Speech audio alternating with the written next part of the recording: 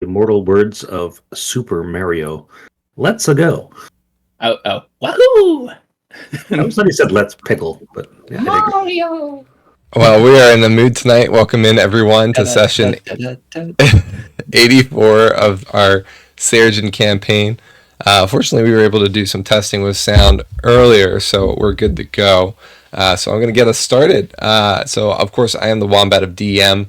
As I said, we are in session 84 of our long-running Seregen campaign.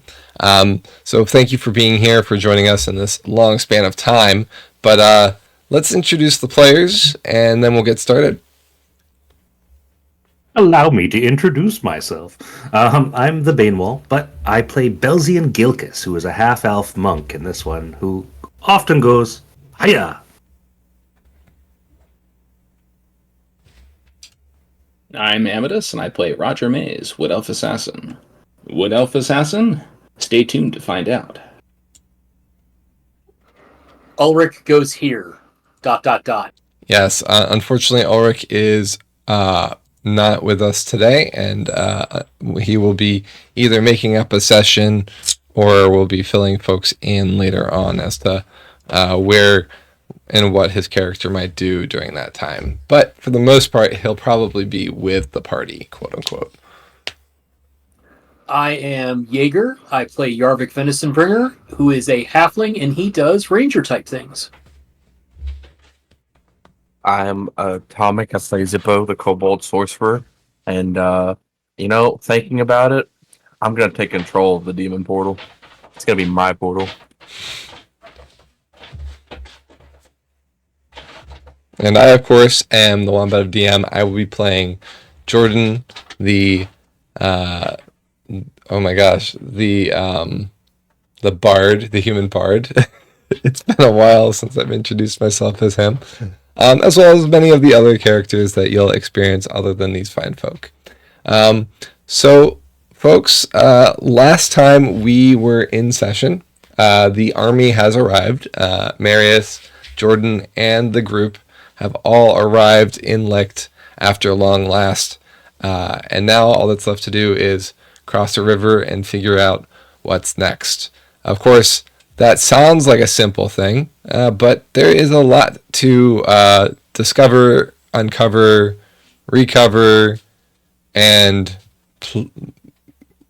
pre-other as we prepare for the final battle at the Tear on the other side of the continent. So the group filled in Marius, who is the current de facto, not defunct, Zippo probably hopes defunct, but the de facto leader of Seregen at the moment, because the kings have all met their timely or untimely end. But he is leading the march and the army. So the group, predominantly Roger, filled in Marius on their goings on, and Marius gave the group some inklings as to what's been going on within Seregen, along with Jordan. Of course, some of that was spent off. Half the group was not with the this meeting. We had Zippo back at Licht, languishing and not wishing to interact with his former friend Jordan and Marius, who he canonically hates. And then Yarvik was kind of put off by such a large crowd arriving at the city, decided to stay at the tavern, though it has been some time, and perhaps it's time for the group to kind of message these two to kind of update them on what's going on. But is there anything that I missed while we are here in the summary section? I do believe that if we are going over the river, we will indeed be going through the woods to Orcus's house. I believe that's how it goes. Just want to confirm that that's still the case. We have we gone over the river already? No. We'll be going over the river, so then we should be going through the woods To Orcus's house we go. Yeah, that should be the plan. I think we've pretty much settled that then. That's right. Yeah. Let's wrap. That's a wrap.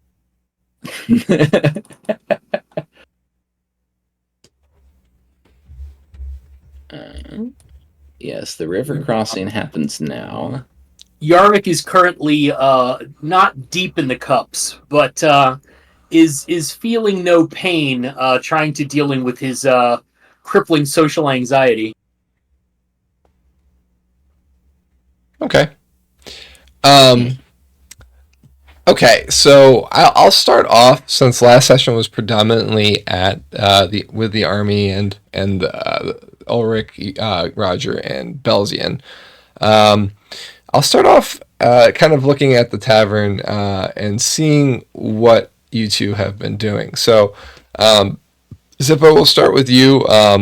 Anything to think about in terms of what Zippo's been up to or plans that you've been making? I guess this is one thing we haven't mentioned in the summary. Zippo has an orb, right?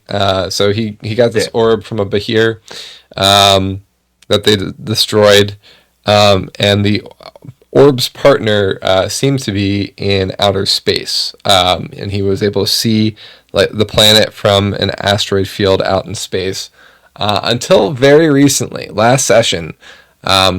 It looked to appear to be in a box, a wooden box of some sort. So Zippo has kind of been obsessed with this phenomenon, kind of probably unhappy that he missed whatever happened between space and box, but trying to discover any clues as to what might have happened and trying to make noise enough on the other side to alert, I guess, or try and get some sort of reaction out of the other side, correct? Yeah. So far, all he's been able to discover is that it lights up when he speaks through it. So the box lights up, which is how he was able to tell that it was a box, and the light would flash on the other side. He isn't able to see through the box or hear anything through the orb, but that's about it for that. Okay. Yeah. I would say you spent a good 2, 3, maybe even 4 hours kind of obsessed with this orb. I would say there's a potential that you might start to have gotten bored of this hyperfocus. Yeah, I'd say Zippo would have gotten bored after a while. Like he'll probably check it again before he goes to bed and in the morning. Mhm. But he's going to definitely kind of message Roger and be like, "Hey, are there any mages there with you guys?"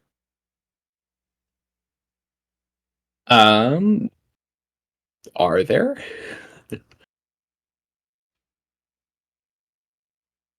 Is that a question for me? Yes.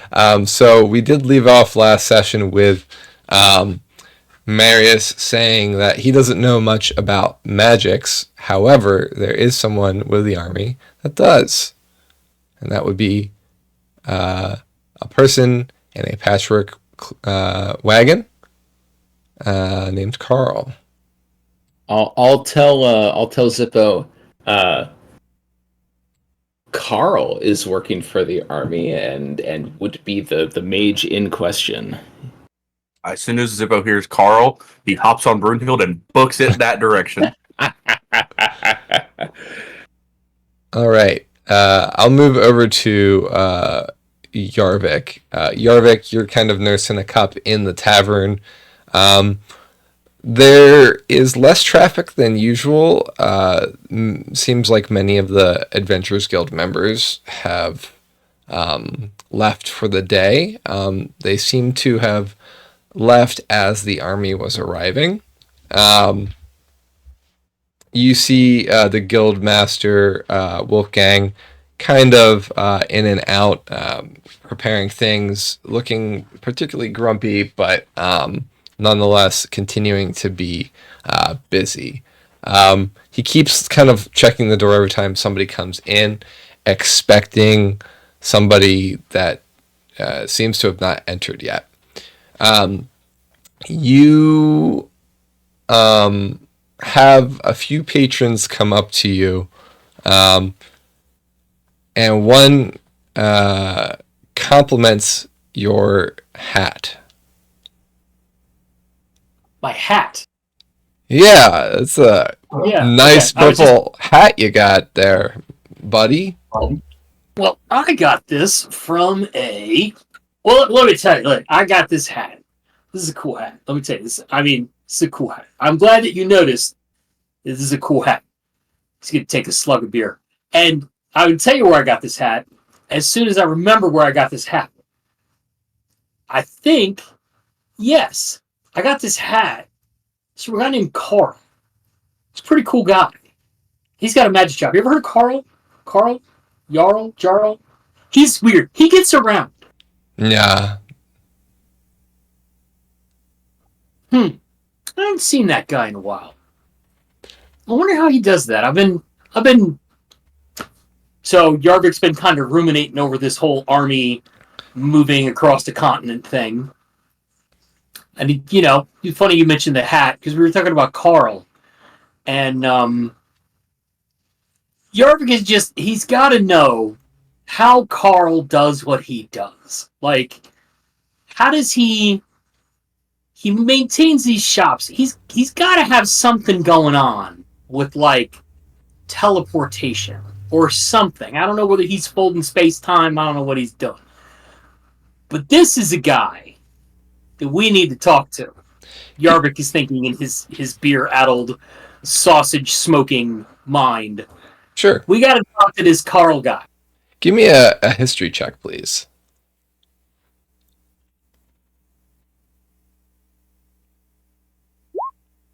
Oh, is that a natural? It is. Okay. As soon as he mentions that your hat is purple, you instantly realize two things. He should be complimenting that your hat is a green color, because you had it changed by Carl back in Jane forever ago. And this is like one of your most... I had it changed. Yeah, I did. And this is one of your most cherished items. But he said that it wouldn't turn green until after you got far enough away from him. So you found that it had turned green after you had left Jane, while you were in pursuit of Gerard. So this instantly tells you that Carl is somewhere in the vicinity, because your hat is purple again. The hunt is on. Yarvik settles up his bill. He puts his jaunty green hat on. And he's like, all right, Carl, let's do this. And he moves with a purpose out of the bar, waving, see ya, thanks for all the beer. And now he's on the hunt for Jarl, or Carl, or Jarl, or whoever. All right. So, are you messaging the group at all, letting them know this information? Oh yes. Okay. Yeah, I'm going to ramblingly state that I've just had the mother of all epiphanies, because my purple hat is green again. Nope. And Your Carl's green, in your town? your purple hat, your green hat is now purple again. My green hat is purple. Yes. And we need to talk to Carl, because I'm pretty sure Carl has a teleportation thing that he can do, or Jarl or Jarl, and Yarvik constantly switches between the names. He doesn't remember which one is which because we've seen him, so he's constantly switching between the names. And if it is possible to slur slightly over the rings, then I don't know if thought can slur like speech does, but if thought can slur, then Yarvik is slurring over the rings. Guys, this is going to be awesome.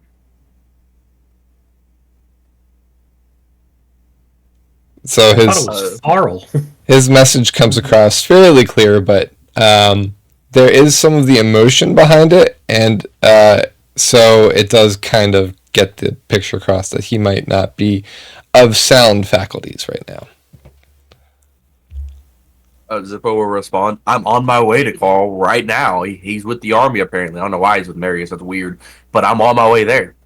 Sweet. And Zippo wouldn't respond that directly to Yarvik. He'd respond that to everybody with the ring because he thinks only his party has rings. Okay.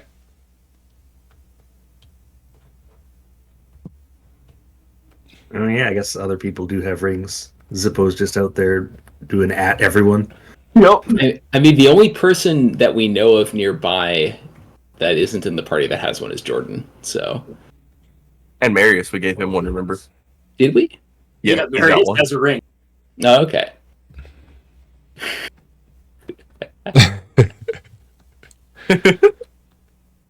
I can't keep track. We've given these to so many people. Only 3. That's a lot. That's a lot. We're very generous party. Honestly, I think the main reason like Zippo hates Marius is because we gave him the ring Zippo was wearing, or Zippo had Brunhild wearing around her neck. I thought that you were upset with him because he didn't understand why you cared about Atlan. That too, but then the giving him the ring around Brunhild's neck was like, right over the edge. Like, I didn't like him, and then he took Brunhild's ring, and then I hated him. The final straw. Yeah. It doesn't make a lot of sense, but it does to Zippo. Yeah.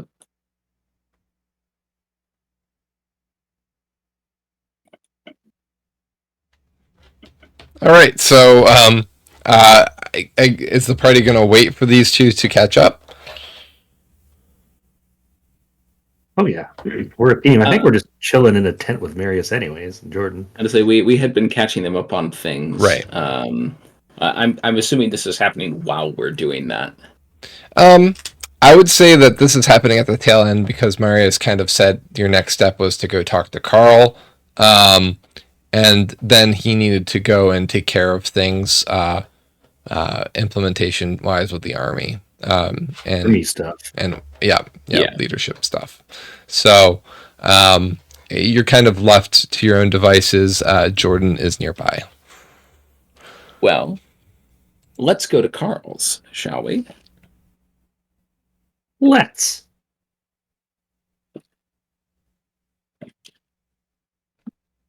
All right. So through asking around, you're pretty easy. It's pretty easy to navigate to Carl.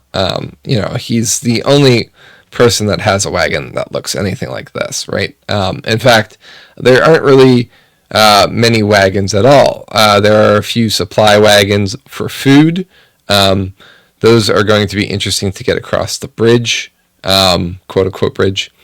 But ultimately, it seems like his is the only one of any color. It hosts a variety of colors and patterns as well. There's like polka dots and plaid and other things like that. No two colors seem to be alike, and none of them are corresponding with each other, almost intentionally so. So no yellows are next to oranges. Like there's no. It's a cataclysm of color, right? So yeah, a kaleidoscope, if you will, a cacophony of color. There's no sign that says Carl's on it, but the description of the wagon seems to imply that this is Carl's wagon.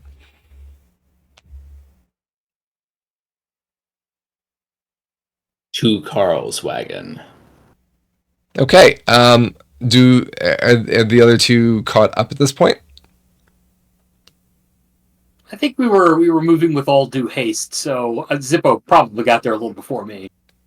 Okay, so I asked this because Jordan is with the group. Zippo, you approach the wagon and see that the rest of the group has made it there, including Jordan. Jordan has his back to you at the moment. He is standing adjacent to your other party members, Ulrich, Belzian, and Roger. You rode Brunhild, correct? Yep. Brunhild rushes Jordan, and begins kind of like shoving herself up against him, like seeing an old friend. Do you dismount before you get too close? Okay. Yeah, like as soon as she starts walking towards him, Zippo will get off. Yeah, so she kind of like has you've rushed up, you kind of reined her in, taken a survey, and Brunhild kind of realizes that there's Jordan, and she rushes up to Jordan, like, puts her nose in his hand, and like, so it's like, how dogs freak out, right? So, Yeah. at this point, Jordan is kind of startled, looks down, and realizes it's Brunhild, and gives her a big hug and starts scratching her, and then he pauses and he looks up at you. Zippo walks straight past him towards the carriage. Okay.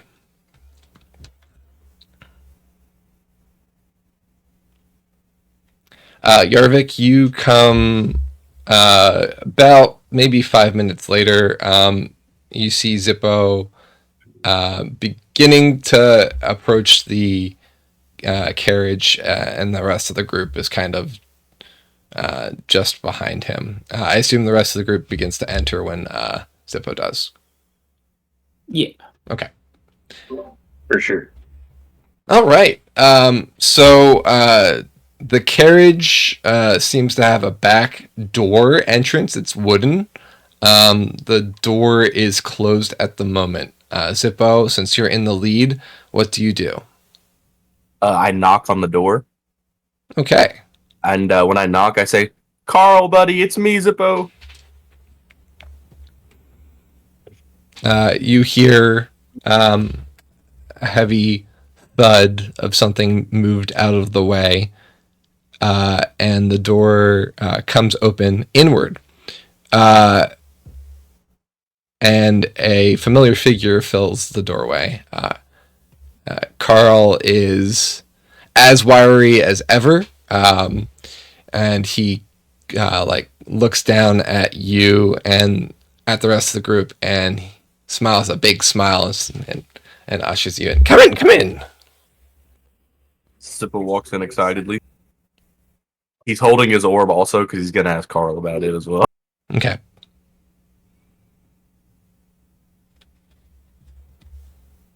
Well, I don't have all day. Everybody in. In. All right. Bum rush the door at the same time. The party enters into the carriage, and finds that the carriage is much bigger on the inside. Very similar to his shop. In fact, exactly identical to his shop. It is his shop. So whatever this space is, it seems to be different, and not anywhere different than the storefront that you entered in the various places within Jane.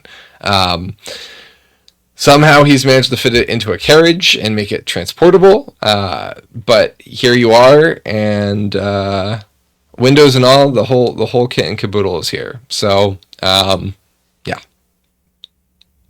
I do love me a good non-Euclidean space. Heck yeah. The store has one difference. It is fairly empty. There is not much on the racks or out for display. Many of the items that are remaining are tied to the wall or strapped to the floor, maybe hinting that this space does move with the wagon, and it's not as stable as it would be in a storefront on a row. So, but ultimately, he seems to be busying himself about the room, kind of letting you all take it in, giving you side eyes of appreciation for your appreciation. Zippo is amazed, and as soon as he gives a complete look over, Zippo looks at him and goes, "Oh, important, Jordan, Aaron, not Jordan." Sorry, I was thinking of whatever Zippo would say. Carl. Okay, so this orb, right, is magical. I can see through it, and I used to see where we live being like the whole uh globe, and like it's like a massive map that I could see. I couldn't really see like details, but I could see like the whole place. But then now I only see a wooden box that glows when I talk through the orb. Carl looks down at the ball and says, interesting. It seems I got it from a behir. Behir. 6 arms? Pretty sure. I think I've heard of a behir. Never seen one. Interesting. Very cool. And are you looking to sell it? No, I just want to figure out how to get the other part of it so that I can figure out what's on the other side or get to the other side. Also, I might need to know if you know how to possibly take control of and or close a rift that demons are coming out of, and like ways to teleport to said rift. Okay. I think yeah, let's pull up some chairs and have a fireside chat. And he points to the fireplace that is part of his storefront, and it roars to life. He pulls out 5 cubes, miscounts, and grabs a 6th one out of his pocket. The cubes he expands into seating cubes. They're not proper chairs. They're just kind of like ottomans, cube like ottomans, which he kind of has dealt around the fire before he expanded them. And says, sit. He chooses to stand instead of sit with you, but invites you all to sit. Yeah, Zippo sits in the chair closest to the fire. On like I assume we're like a half circle, like a semicircle around it. Mm-hmm. So Zippo would set like the chair closest to the fire on his right, so like the fire would be on his right. He would set like crisscross applesauce. I'd just be sitting there, and then he would, as soon as he sets down, he would start blabbing on about how he needs to figure out the teleportation and the controlling and or shutting of the demon portal. Like no second break or nothing. As soon as he sits down, he just starts blabbing about it. Sure. So give me the gist of what you inform him about, either as a group, kind of trying to help embellish the story, or Zippo as a whole. Just so we don't have to do another full summary episode. Starts talking, he goes, okay, so this, we were traveling in Relic after meeting some cool dragons and going towards their place to talk to the other people that live in Relic, who, some of them are dragons. I don't know if they're as cool, but they're cool. The other ones are kind of weird. Appearance cool. He's awesome. Love that guy.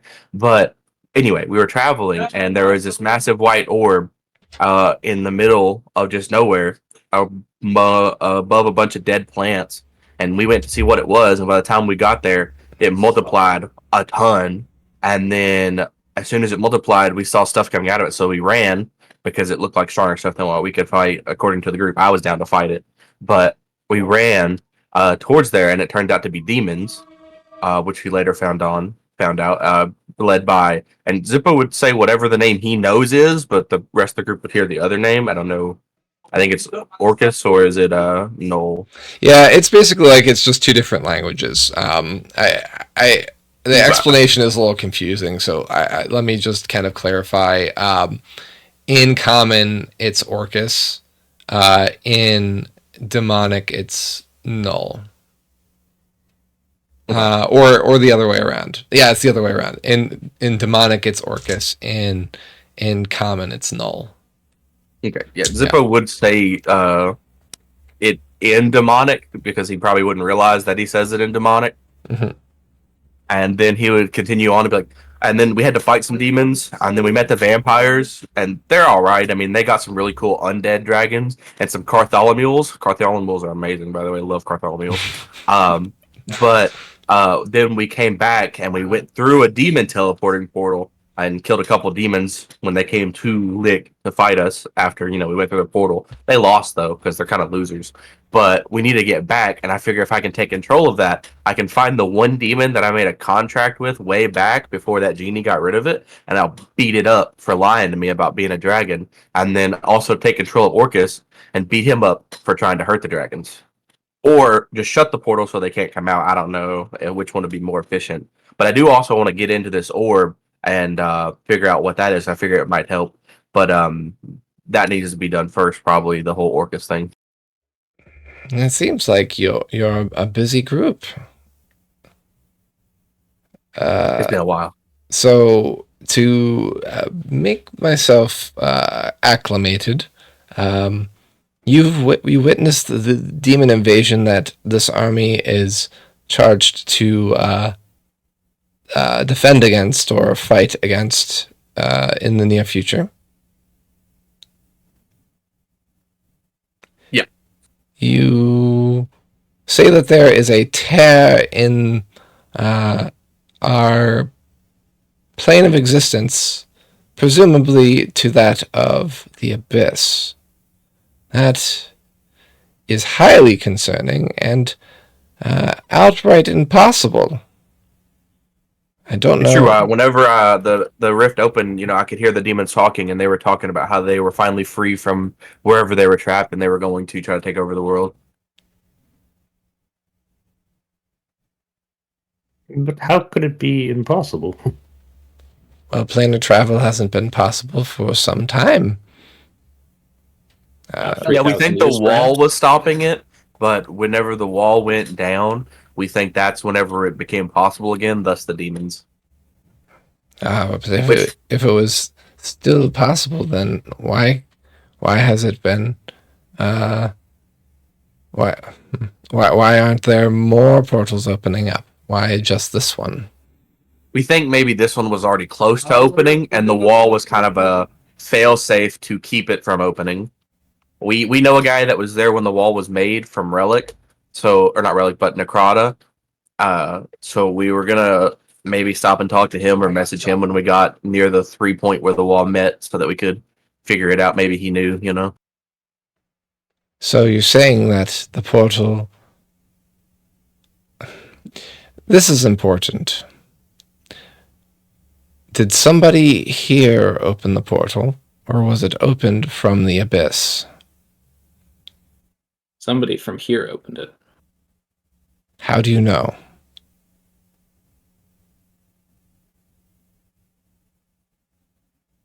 Oh, wait. The portal. I thought you said the wall. The portal. I don't know. I don't know about the portal. I did. Well, hold on. I'm like I've put something together, I think, out of character. Remember back when we walked through the Eternal Lands, guys, and we came across this camp of like dismembered golems, and we thought, wow, that's weird. And then some demons showed up. Isn't that like strikingly similar to the guy that dismembered his own family, and then there was a portal to Licht? Yeah. It does seem similar, yes. Give me a history check on that. I can maybe give you a few more context details. While we're also doing this, Zippo's brain would immediately, randomly think, and he goes, "Do you think we can get that massive giant to help us?" Given the way that everyone that we've met has talked about the giants, I'm guessing no. But everybody you could said try. everybody said the dragons and vampires weren't real, but they are. I'm saying the dragons and the vampires are going, damn, we should really try not to do this because of the giants. Yeah, I think I can convince him he'll like me. Roger probably doesn't remember shit. I got a 6. Yeah, so those golem like things, you know that those were later identified as members of the Eternal race, or Eternal clan. Eternals are our Warforged clan, so their souls placed in armored bodies. Those seem to have tracked with those, but the souls were very much not there anymore when you encountered them. Yeah, So just like the dead people we saw here. I would out of character. I was away for that session, but Belgium totally remembers. Pepperidge Farm I guess- remembers. I'll say to Carl, it's possible that somebody opened it from this side, but we have no way of knowing for sure. And Roger will relay the information that we know about how the portals are made. What little we do know. Okay, so and you're talking about the portal that you came into Licht with. Well, I'll mention that one, and then mention that one we were passing through the lands near where this great tear in the plains opened. Area. We did encounter some dead, dismembered bodies, and maybe those two things are related. That if those things are related, that would indicate that it was opened from this side. Okay, I need everybody else to make history checks as well. These may or may not be in relation to this, but this statement will trigger some things for people, potentially. Okay, Zippo got a 14. Bane got an 8. Oh, wow. 2 + 6. Let's go. And Jaeger? Just rolling for Ulrich.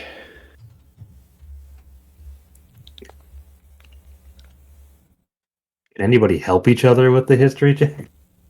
I ain't No. helping anybody with shit. I got a 6. I got 2. That's fine. I So- swear. So Nobody was paying Zippo, attention. I'm going to, because you've been so focused on retelling the story of the tear and you've told it many times, your memory recalls that in the crater itself, where all the dead plants were kind of rotting, the white ball was kind of present and pulsing when you got there. However, you did not see anyone else around. Just the ball itself. Bane. Mm-hmm. He was in Petra or not Peridon. What's it called? Yeah, You were Quetzalcoatl. Quetzalcoatl, yeah. This one is more relevant to more recent history. You recall that the portal, the area around the portal in the ruins where you entered, those ruins had no plant life around the area that the portal was. Interesting. And Yarvik, I haven't gotten yours. So what's up? I Yeah, need I was yelling a something. history check.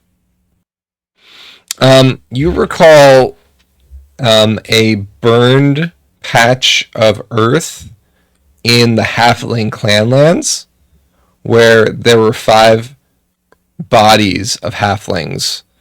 And this continued retelling of the same story of 5 people were killed to create a portal, 5 people were killed to create a portal. You just your halfling brethren that were killed in the Halfling clanlands, kind of just smack of a similar vibe. Of course, there was no portal around. It was kind of an open area, a scorched piece of earth. But that's kind of just what you connect. Yeah, Zippo would tell Carl about how it seems wherever the portals are, being where the demons come out, plant life in the area dies, so they might be using it as some kind of like sustainable energy to open the portals. I think it's more likely the bodies or the spirit or whatever are the fuel. I think they're probably just the grass is burned because it's just a energy Yeah, release. but there wasn't any bodies around the original rift portal. Maybe they came from his side. Yeah, but if that's the case, then why even kill people on this side to open it? If you can sacrifice useless demons that you're not going to use in your army to open, you can open portals way more often than what you're doing over here. How big Maybe was the it's hard. portal? The original one, Yes. Fucking very huge. massive. When Orcus came out, he was humongous. And the portal here in town? It was big enough for us to go through one at a time. The size of a doorway. Yeah. So it would make sense that a portal of massive size would take a massive amount of energy. Maybe they only had enough to do it once. I mean, it did start off as like a little ball, and it split into other balls, and then it split into other balls. So maybe it was like a chain reaction of energies. Oh yeah, and as by the way, Carl, as a heads up, we're like 50% to 100% sure that Orcus can just take over people's minds. Because we met a guy and he was acting really funny, and then after we threatened to kill him and then started the process of killing him, he became himself again, but he was still a murderer, so it was fine. And then he would, if we left him alone, he would go back to the Orcus mindset because he knew a lot about us that guy had no way of knowing because he lived and licked his whole life. Hmm. Oh, that's comforting to hear. He gingerly grabs a sheet of metal from his desk and kind of starts like folding it and crumpling it, and then he kind of places it on his head, just kind of nonchalantly as he's listening.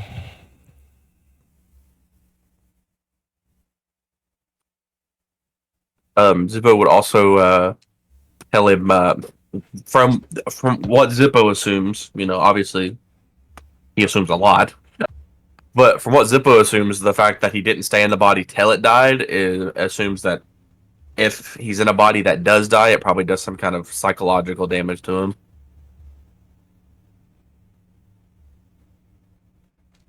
But, you know, Zippo can't take over people's minds, so I have no idea.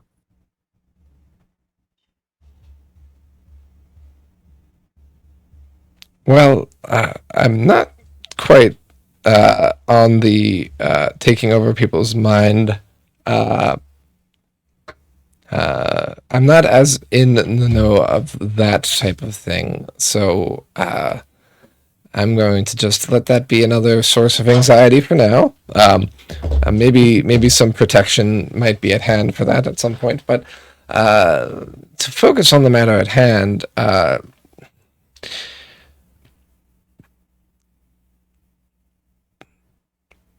teleportation is not an easy thing, particularly here in Renavar, for many, many centuries, I would assume longer. I know that the wall, in some capacity, has certainly affected things.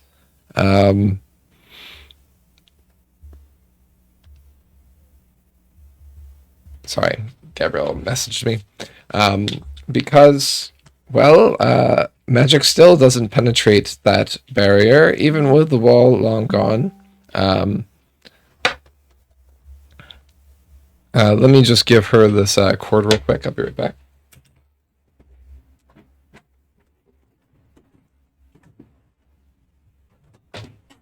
It's like the wall's still there. It's just much less deadly and transparent.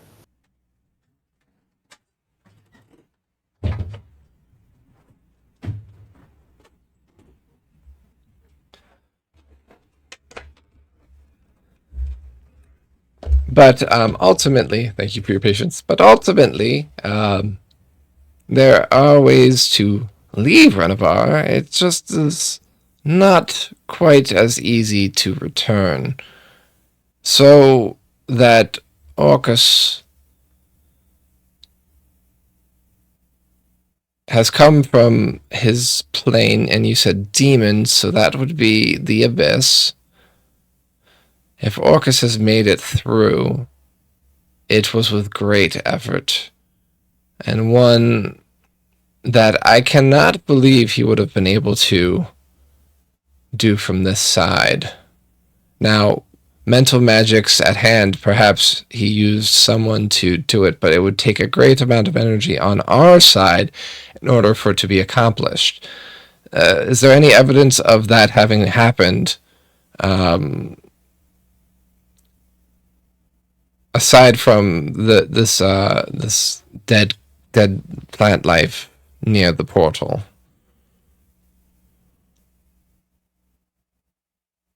I'll take that as a no. So, presumably, he used some method to open the portal into our side, which means that which might mean a few things. Tell me more about the small portals. The small portals, are they anything like the big portal? Do they look as the same? Is there any resemblance? They seem to be a creature, because whenever we went towards the portal, it attacked us. It was like a vine-like creature, and when we killed it, the portal closed. The portal was sustained by a living thing? Yeah, when we closed the portal on this side of Licht, body parts fell out, so we assume it was eating the people that the guy was murdering, or murdered in the process of making the portal. Sacrifice and living things. And when you closed the portal, what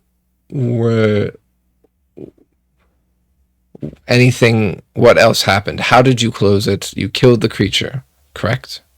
Yep. It kind of closed by itself when we did that. Yeah, killing the creature caused it to close. And anything else happen? The body parts fell out of 5 people? Yes. Pretty sure it's 5, yeah. Was it every? We didn't really get to watch much of it because we came out on the side of a burning building. So we kind of had to rush to get out of that situation. Yeah, there was some fire involved in killing the creature. Mm-hmm. Was the creature able to move away from the portal? It could attack at a distance, but it couldn't leave the portal as far as I could tell. It did seem pretty static on the structure that the portal was in.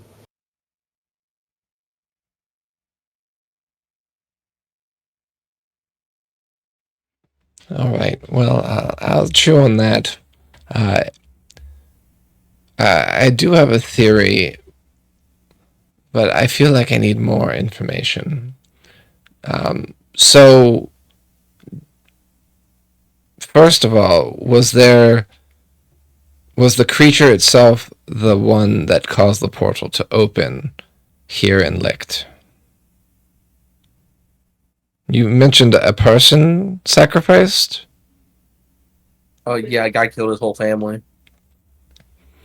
Okay. And a couple other people went missing, I think. And I think he only had, tell me like, about family him. members. What was he like? He was the one being controlled by Orcus. I He see. was possessed by Yep. something, claiming to be Orcus at least. And I assume he's been dealt with. Yes. Yeah, he's dead. Might I examine his body then? No, see, we had to use him as bait for the other demons to catch them that ran away when we were fighting them. Okay, hold up. Other demons. Tell me about the other demons. Okay, there was a flight one who's really bad at magic when compared to Zippo. So, one down. What are their activities? What were they involved in the portal creation? I don't know. They got really mad when we closed it and went through. That's why they chased us down. They were involved in the attack when you were at the portal.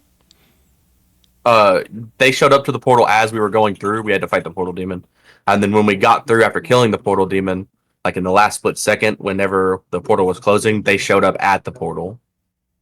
Tell me about that. What do you remember of that?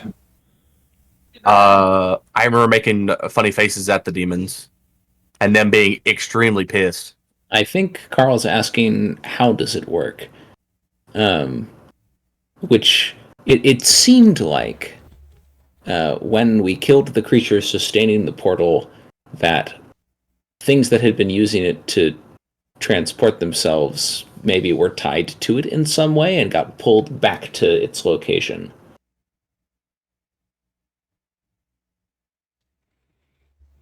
Hard to confirm that without another one to test, though. Well, we have one to test.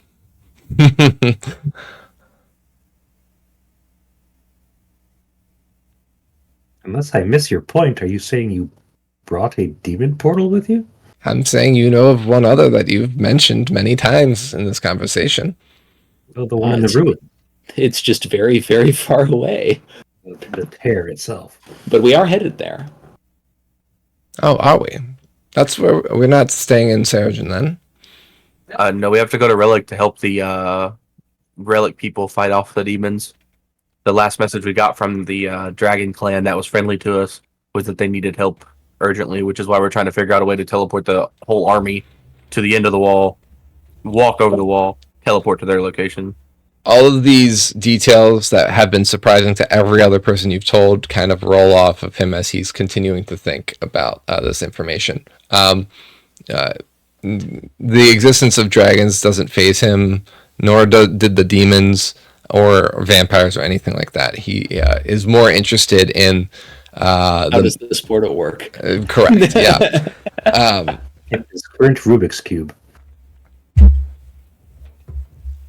As long as he doesn't ask us to bring in any demons alive, I don't think I can manage that. Yeah, they're kind of heavy. Was that out of character? No, Roger's saying this in the ring. Okay, all right.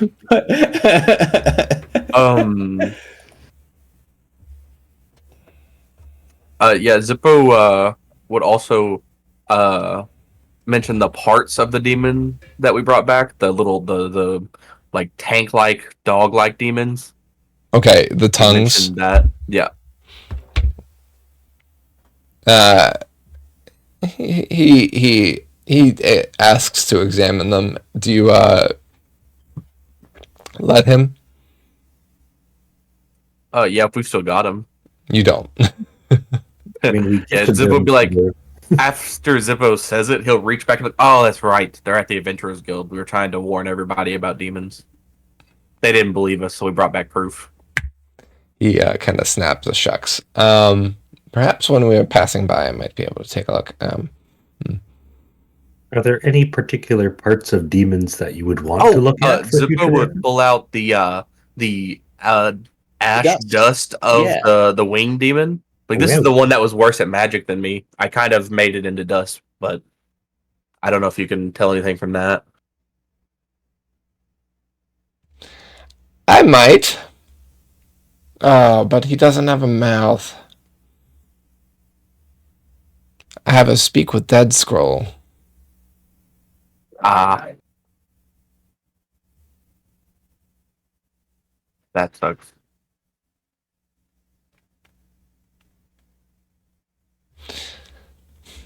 Okay, so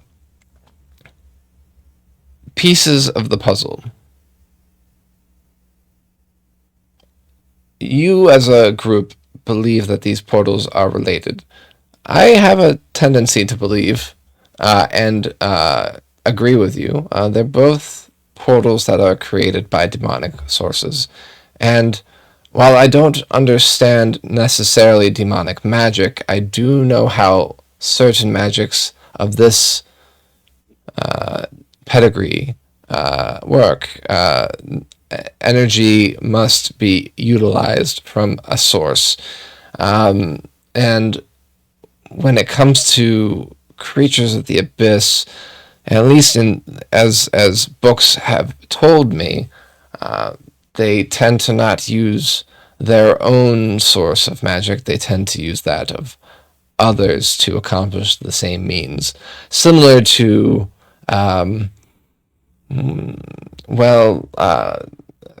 if you harnessed the water in a river flow to get you your energy to turn the waterworks to power your grinder, your mill, if you will, or you can harness the wind with a windmill to do the same, or whatnot, or how we use beasts of burden to assist us with travel or other things of that sort.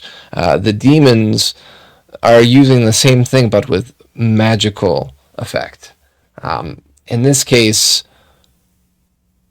if this portal is still active as you said it was, then there is something living hosting it. And if it is as big as you say, that thing must be quite massive. Orcus did something, and the only way to fix that would be to fix it in the abyss. Sounds like we're going to hell, folks.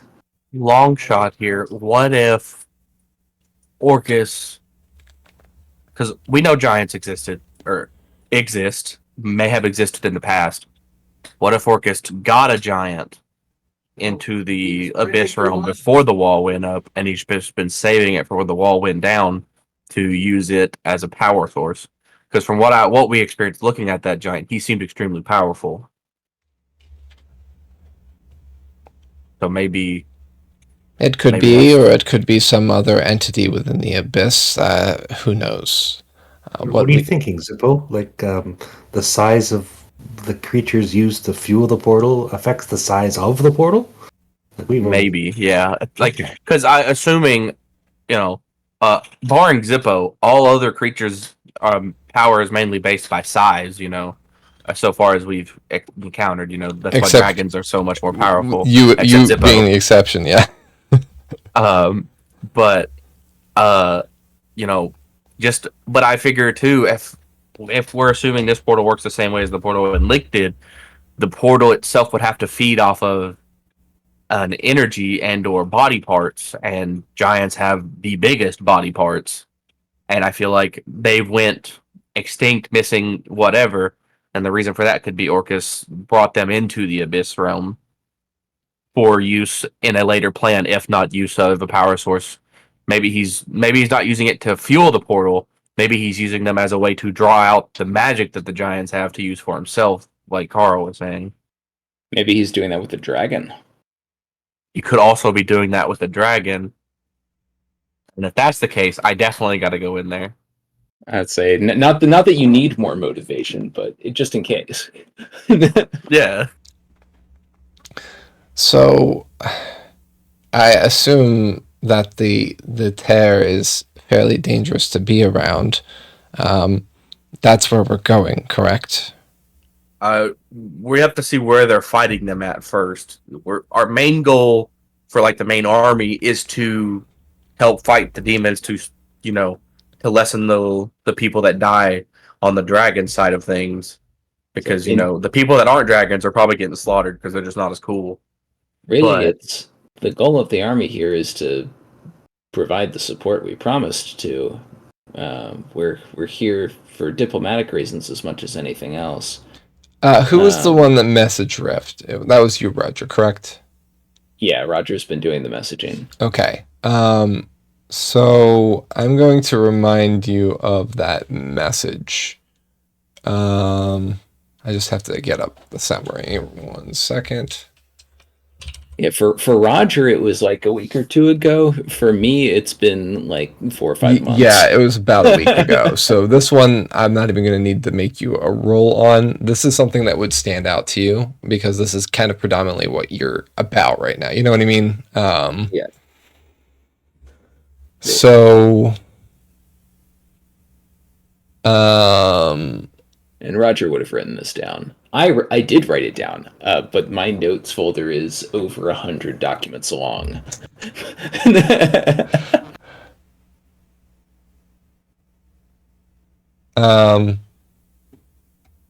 Okay, where is the Rift one? So there were Ulrich moves to Nakata side and messages Cordelia. Roger uses shape. Blah blah blah blah. Okay. Zippo sent to Rift, but they think to elect Zippo to send to Rift, but then Roger takes the lead instead. So you said truce with Necrata secure, Seregen army on the move. What is the situation on Relic? How can we help? Rift answers, battle won but costly. Our forces now at Tear. Impermanent wall formed to stop invasion. Now we defend. Hasty assistance. And then his second message was in response to you saying, Necrata will send aid. They expect a favor. Orcus controlling some undead in Necrata. Proposed establishing intelligence point where the walls meet. Zippo says hi. Riff says, noted. We'll need someone all three nations recognize for point. Favors are for survivors. I'll look to South for their aid. Greetings, little one. So the first one is obviously a lot more informative than the second one. The second one was more of a response to yours. The first one was more informative. So, yeah. So they've got defensive emplacements set up of some kind.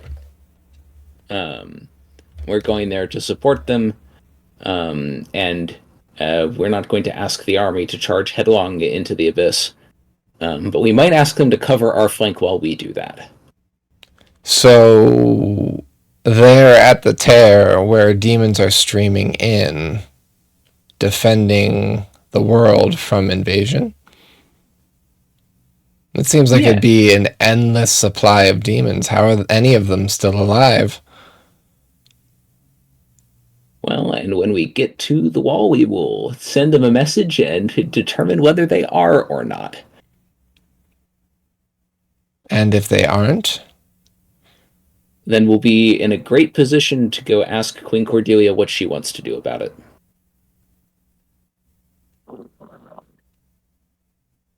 Okay.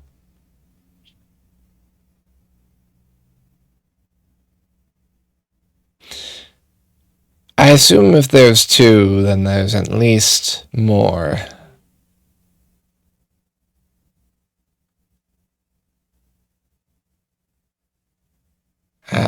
It's going to. It's impossible to probably hunt one down in the time that we need it to.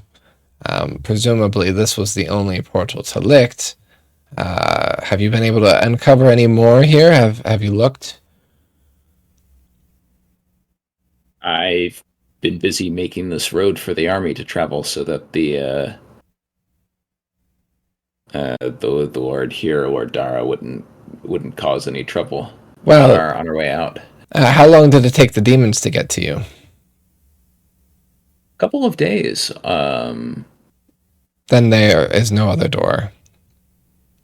Yes, that's my assumption. Or at least not one that they could more easily access than just walking here.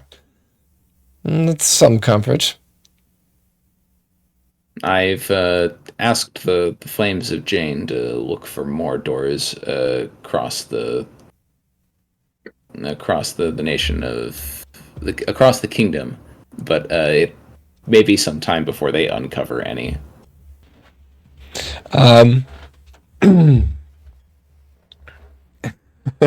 In the OOC chat, folks, so I just posted Mordor because one does not simply walk through more doors, as Roger says. Yes, very good. Hey, this is the second or third campaign I've gotten to use that joke in. All right. Well, so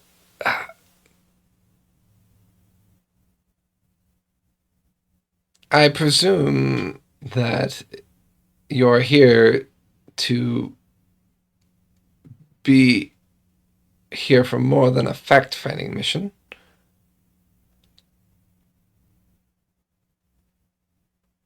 Yes. Well, what do you need?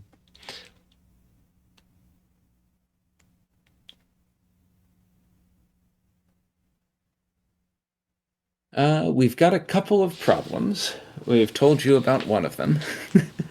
The problem of the portal. Yes.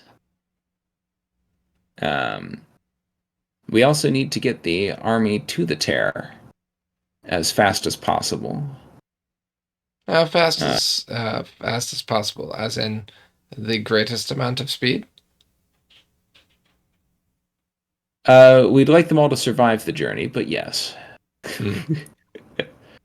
That's a good note to start the bargaining with. Yes. Presumably, we wouldn't want to use a wish spell then. It would get us there fastest. I don't typically mess with wishes because they always go wrong. Always. They are genie gifts. Hey, I know a genie. And how'd that work out for you? Really good, actually. He restored my soul. That does seem like a useful thing to have. Yeah. He But what restored if my we soul and wish- gave me power. What if we wish wrong on purpose, and then when the wish goes wrong, the right thing happens? Or it could just be double wrong. And to say I can't two wrongs don't make a right. Two wrongs just make two wrongs. I could figure out a way to get. I can figure out a way to get a hold of that genie. Maybe I can get him to help me again. He doesn't like the demon anyway, so maybe he'll be amicable to help.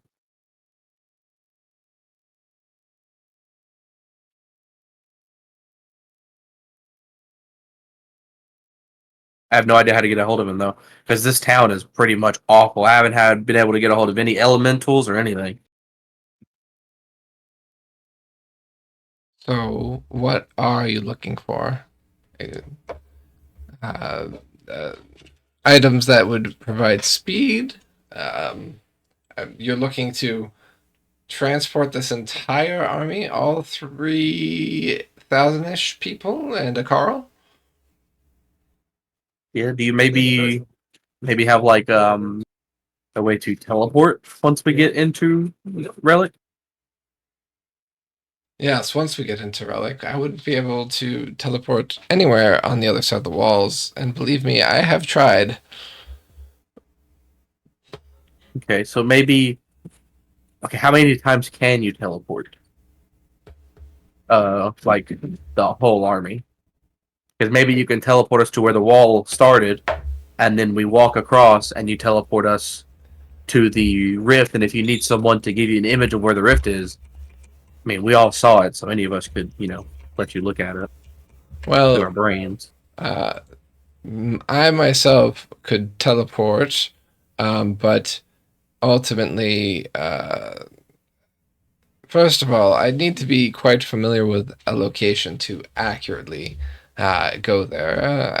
I tend to be fairly good at it despite that, but even so, it would only be for, a number of people. Eight people at most. Certainly not a whole army.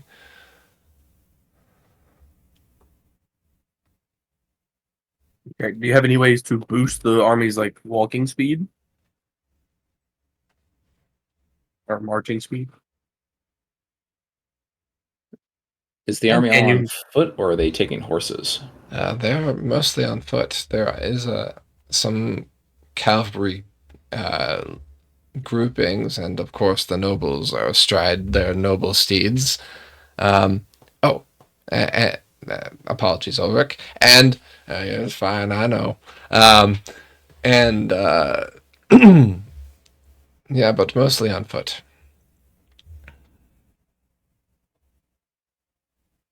They have magic boots or something? I mean, we're looking at a time of nearly a month to walk there. That Uh, far. so any, indeed, anything at all that could help us reduce that time would be worthwhile, even if it's not instantaneous. Or we could give the army directions. Maybe give them Ulrich's globe of rings, so that whenever they get across the wall, they can see where we're at and march in that direction. And then Carl teleport us there, since we'll be the main people trying to solve the issue anyway. And then if we get there and there, no way we can help immediately, we can have Carl teleport us back to the wall. So it'd be like a quick response from us, that way we could get there, assess situations, see if the army even needs to come this way. And if they do, and it's not something we can solve immediately by going into the abyss, then we go back to the army to help them make their path there. Maybe not all of us, maybe some of us, depending on the situation at the rift or at the tear. And then, or if it is something that Carl teleports us in, we can just walk in, solve the issue, get out, then we can teleport back, tell the army, hey, you don't have to come anymore. It sounds like they're requesting more than just you. Predominantly, while getting you, you group might be fairly simple procedure. I would have to still study that location, so ultimately I would need some sort of image or something of the sort to assist. So I could potentially get us there, yes, but there's no promise I'd be able to get back.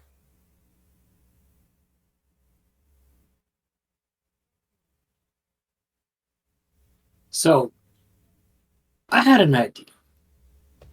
So you're talking about all these incredibly powerful portals. We need an incredibly powerful portal. Orcus has incredibly powerful portals, for which he has already apparently paid a bug price. Is there a way that we could use his portals against him? Like, use them to ambush him? We're already talking about going to the abyss. Sounds like we need to find one. A new one, since we destroyed the last one we came across inadvertently. Yes, if it was still open, we might be able to use it as a way to maybe get through. Although,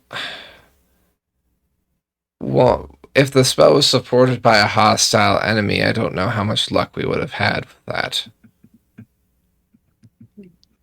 Are you suggesting we make a portal of similar method?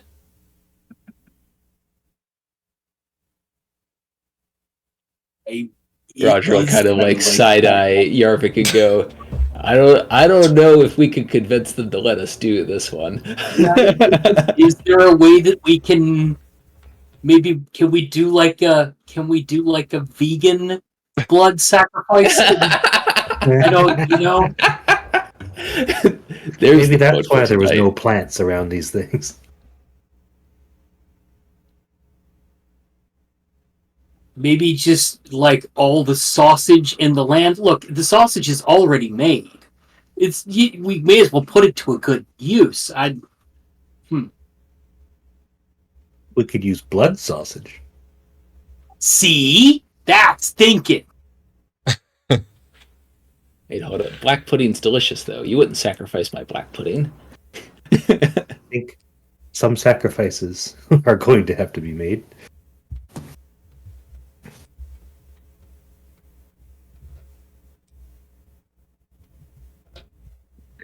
I think the difference is in the portals we've seen, um, any soul sacrifice thing seems to have been made um, in aggression, um, in a more or less evil type manner. I don't think just killing a bunch of dudes is going to work.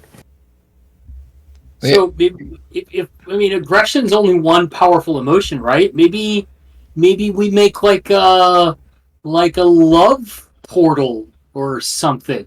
You know, they're like two sides of the same coin. I don't know how we do that without it'd be messy, but What I are don't you know. thinking, Yarvik? Belgian shuffles away slightly. Scott Pilgrim has achieved the power of love. The L word. Lesbians. That's what this campaign needs more of. Yeah. It's total sausage fest in here. Well, I mean, he was just talking about blood sausage a second ago, so I guess so. Uh, well, the first part, I will have no part in sacrificing another human being, but I don't think that's what you're getting at, and I'm glad of it. But no, unfortunately, the positive energy works a bit differently.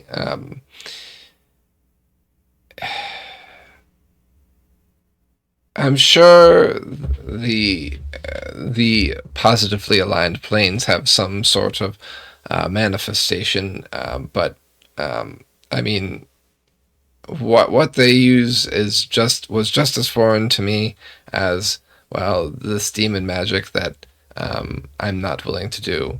That's why planar beings of other planes have the ability to do it, and we do not. Because they are willing to do more than we are willing, or sometimes even capable of doing.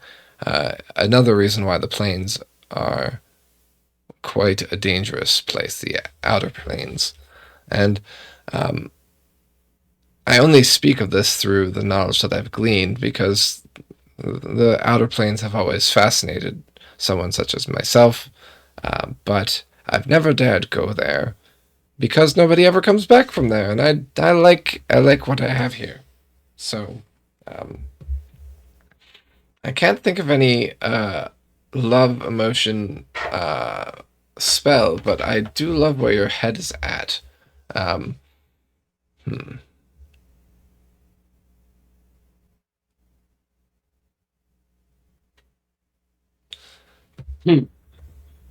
So, is there? Speaking of knowing the area, I would need to, if I was teleporting this group, I would need to be very familiar to have the best chance of me getting you accurately there. If I've seen it once or a couple times, I can sometimes get in the general vicinity, but especially if we're trying to teleport an army some way, I'd need to be very familiar with it. But this seems to be less teleportation heavy, and more, to your point, a portal, a gate. But a gate is a tough thing as well.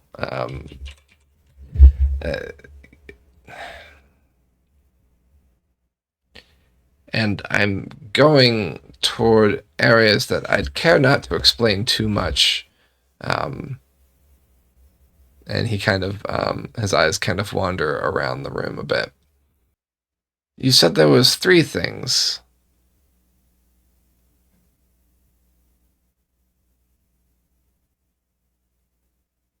Did I lose everybody? Yep, we're here. Okay, all right. And the third would be how to bless weapons. We have some holy water, but not 3,000 bottles of it. We've heard blessed weapons are best for fighting demons, and we've got about enough for the group, I think. But The army is a different story.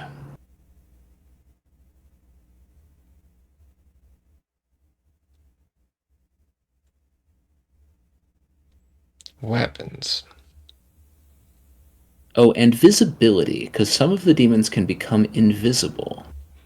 And while I'm exceptionally perceptive, I wouldn't expect that of your rank and file guard. Well, I suppose if it's going to be a long journey there, and we march it, I'd be able to, work on a few of those things. See, here's the thing. If we figure out a way to be quick, we don't have a lot of time to prepare. We have a lot of time to prepare, we're not going to get there quick. Yes, that the great benefit of our exact intersection of problems is that we can probably do one of them, but we probably can't do both. As in, get the army there faster and equip them well to deal with the problem. Correct. I'm tracking.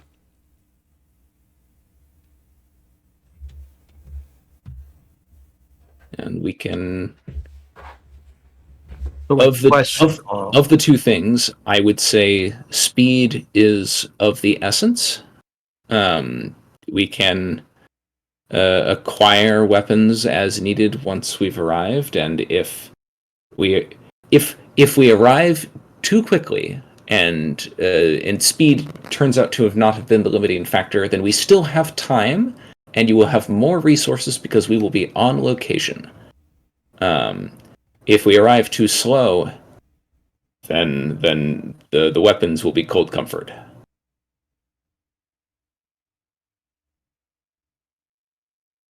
so Carl, you said you could teleport to places you're familiar with, right? Does my previous history precede me? So by that logic, if we're worried about if the army's still standing, technically couldn't you teleport Roger, who has the sending scrolls, to where the wall was? He walk across, message Rift, see if they're still holding the wall, if they've lost or whatever. Him come back and you teleport back, so we knew the situation, so we knew if we need to get there faster or if we have time to prepare. If that's the plan, I think I'd like to get sent there too. I think I'd like to check in with the Queen if I could.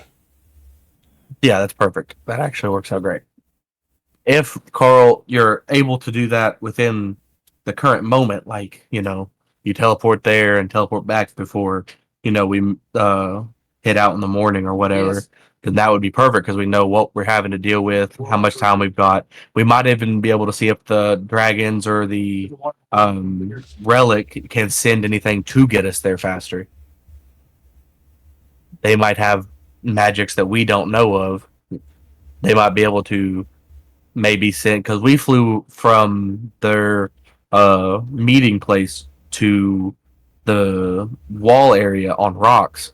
They were faster than walking. They weren't extremely like super duper get there immediately fast, but if they can send enough, maybe if they are not using the rocks, or maybe if some of the dragons can come with platforms to load the army onto, we will get there faster, and we'll have to deal with less issues going through all the land mass between, because we'll be flying. We won't have to deal with all the creatures that aren't a part of the war, that are just inhabitants of Relic. We might even be able to see if we can speak to the elves, especially the one that put the wall up, and see if he can provide us with some of their magical leaves, which we used to walk through to get to the elven village we were in.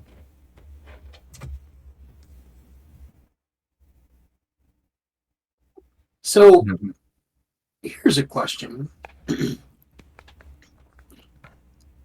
How do you do it? So we've been to like 3 different stores that are all different versions. Carl's, Jarl's. How do you do it? How do you create this non-Euclidean space? How do you? Well, I mean, okay, Yarvik wouldn't know what a non-Euclidean space is, but how how do you do what you do? Is there any way we can use that? This is a question directly to Carl. You're asking Carl to tell you his secrets? Well, normally Yarvik definitely does respect some trade secrets. We're in an unprecedented time, so unprecedented measures might be necessary. Also, I mean, we don't really need to know how you do what you do. Just, can you help us do it too?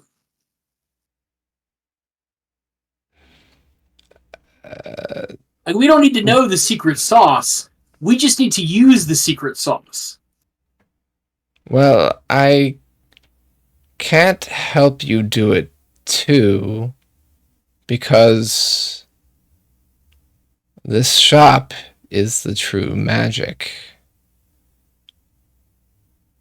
I mean, I'm also magical, but this shop is special. It's one of a kind. It cannot be easily reproduced. It's my life's work.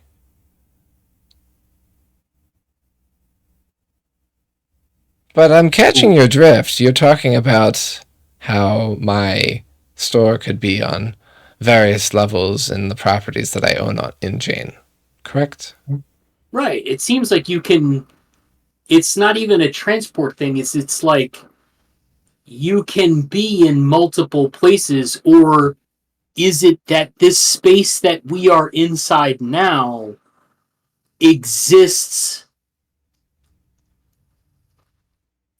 on its own in another plane, whatever you want to call that, and then we just enter by different doors? So all of the shops that you have around are just doorways to one space. I don't know. Well, I don't know. if go ahead. I think I heard somebody queue up. Go ahead. Was somebody saying something, or was that just background noise? I think that was Yarvik. Okay. All right. Well, if you recall, if I was not at one of my locations, the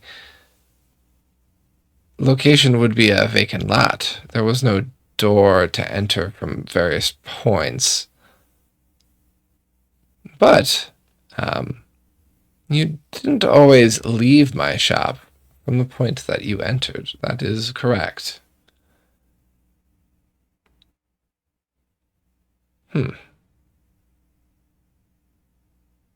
So you said you've tried to use this power outside of Seregen.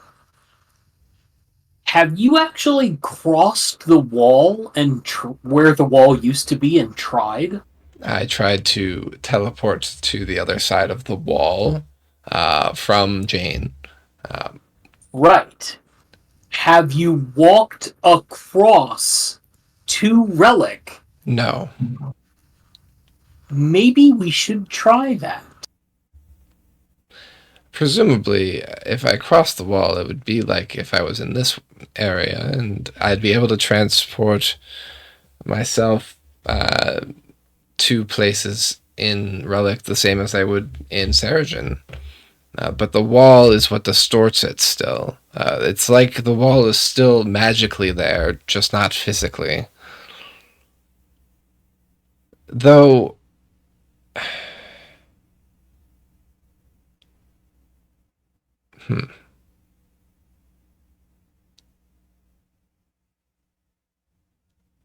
All right. So with that, he kind of stops to think for a moment. I'm gonna throw it to a break. It is 9:02. So we're going to go on a 10-minute break for us to collect our thoughts, refresh, re-water, de-water, and we'll be back to continue this conversation and continue on from there. Welcome back from the break, everyone. We are back for our second half of the session. I hope you had a good break. We were just talking to Carl about Carl stuff. So I believe the group had some conversations while we were in break. I went to go take care of a few things, so I was not party to them. But anything come of that conversation that you'd like to enunciate here now that we are back? Yeah, I'd like to ask Carl if he can expand the space in the shop to hold all the soldiers.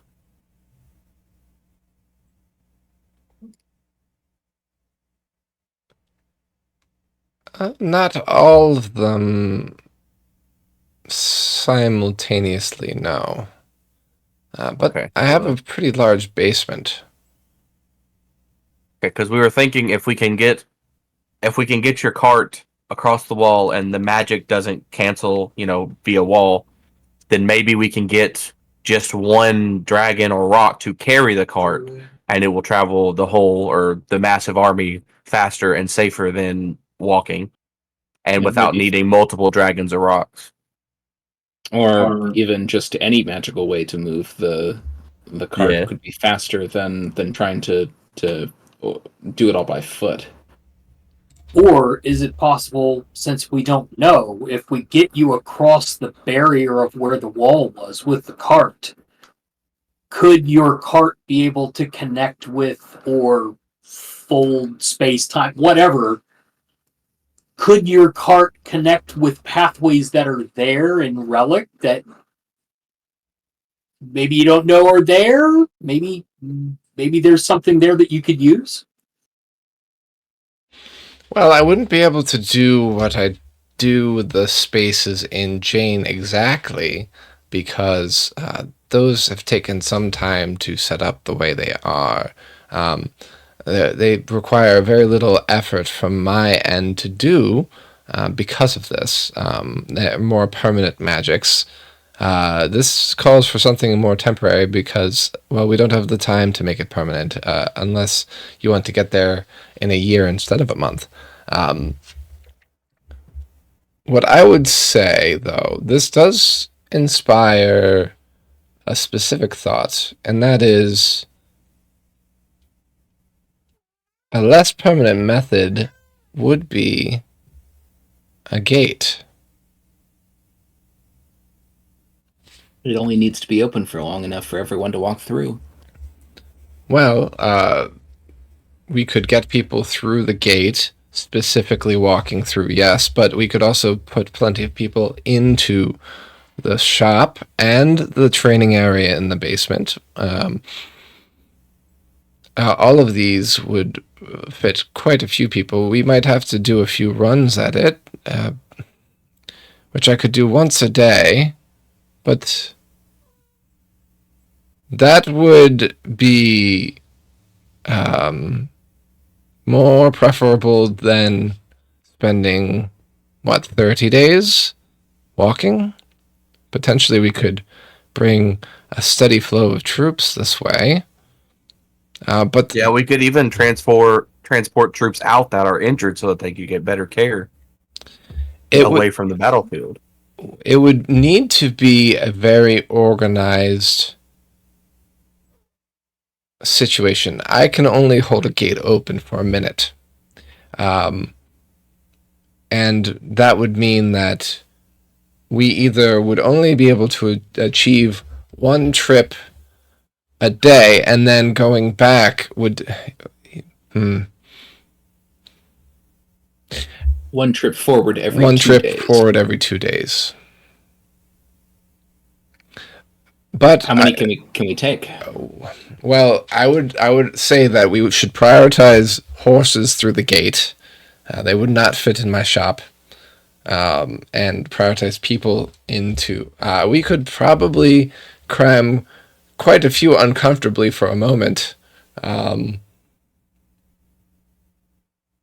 We could make it tight and fit probably a third of the army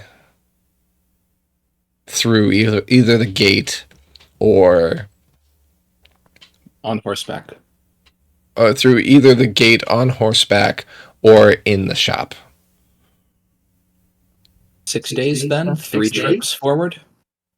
That's, well, and Roger kind of like goes, well, 6 days after we make it to the wall. Mm. Um, Well, see, that's another story. I could do I could do something different for if it's on this side of the wall. The problem with the other side of the wall is I'm not familiar with it. The advantage of a gate is that all I need is a name of a person. And it seems you know several. I could make the gate appear where that person is, as long as they are on this plane of existence. So this is where we need to get a hold of Rift. Assuming Rift is still with us, if we can get him a message to fly to a safe space where we could get our units to him in 6 days. Basically, a staging place that is close enough to be ready for battle, but far enough to let us get there without pressure. See what I'm saying? And he really only needs to go there once, because once we get the first person through, whoever goes through that time, he can just teleport to that new person. Right. Also, while we're thinking about this, Zippo had a thought, and by Zippo I mean me, but also Zippo had a thought. So my original magic from where I was a warlock was technically demonic, right? Because I was getting the power from a demon. Yes. So is there any way Zippo can tap into the feeling of the demonic magic to maybe see if he can either draw out the demonic essence to figure out if he can learn how to control it, or to at least sense it of some way? When your bond broke with your master, and you replaced it with your storm magic, that all but abolished chances of reclaiming that. There is still that latent connection as you felt when you were close to the rift, when you felt the presence of your former master. But I would say that that ship has, as they say, sailed at this point. You got a finality about it when you switched your powers over. I like the thought. There is definitely some lore mechanics that are still in play, but probably not much that you could do to assist you with like the magical side of it. Gotcha. Okay. You'll still get feelings, but it's not going to be something you can grip onto, right? Yeah. It's like air, right? You can feel the air affecting you, but you can't really manipulate it, right? Yeah. Pass it through your fingers.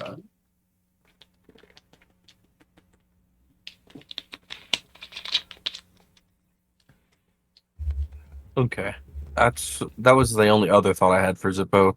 While we're in here, Zippo will try to use his orb to see if it cancels out like it does when he's in his bag of boarding. It does. Okay. So Zippo will be like, well, I can't use the orb in here. So I'll be right back. And Zippo will walk out the door and use his orb. Okay. And when he does so, he'll be sitting like right outside. Like literally he opened the door, shut it, and sat down. Okay. And so you're looking through the orb? Yep. All right. You immediately see that the box that your orb was in is about 30 feet away from you in pieces. Your orb is presumably drifting away from it. You see space again, and you see evidence of a conflict between two craft and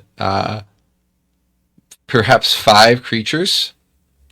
I'm going to give you a picture of what these look like. Okay. So this is a pretty bomb-ass picture. I'm going to send it directly to... Oh, man. How am I going to do this? All right. Bear with me just a second. Yeah, I'm going to have to... Where? Discord. I'm going to open Discord on my browser so I'm not interrupting the stream.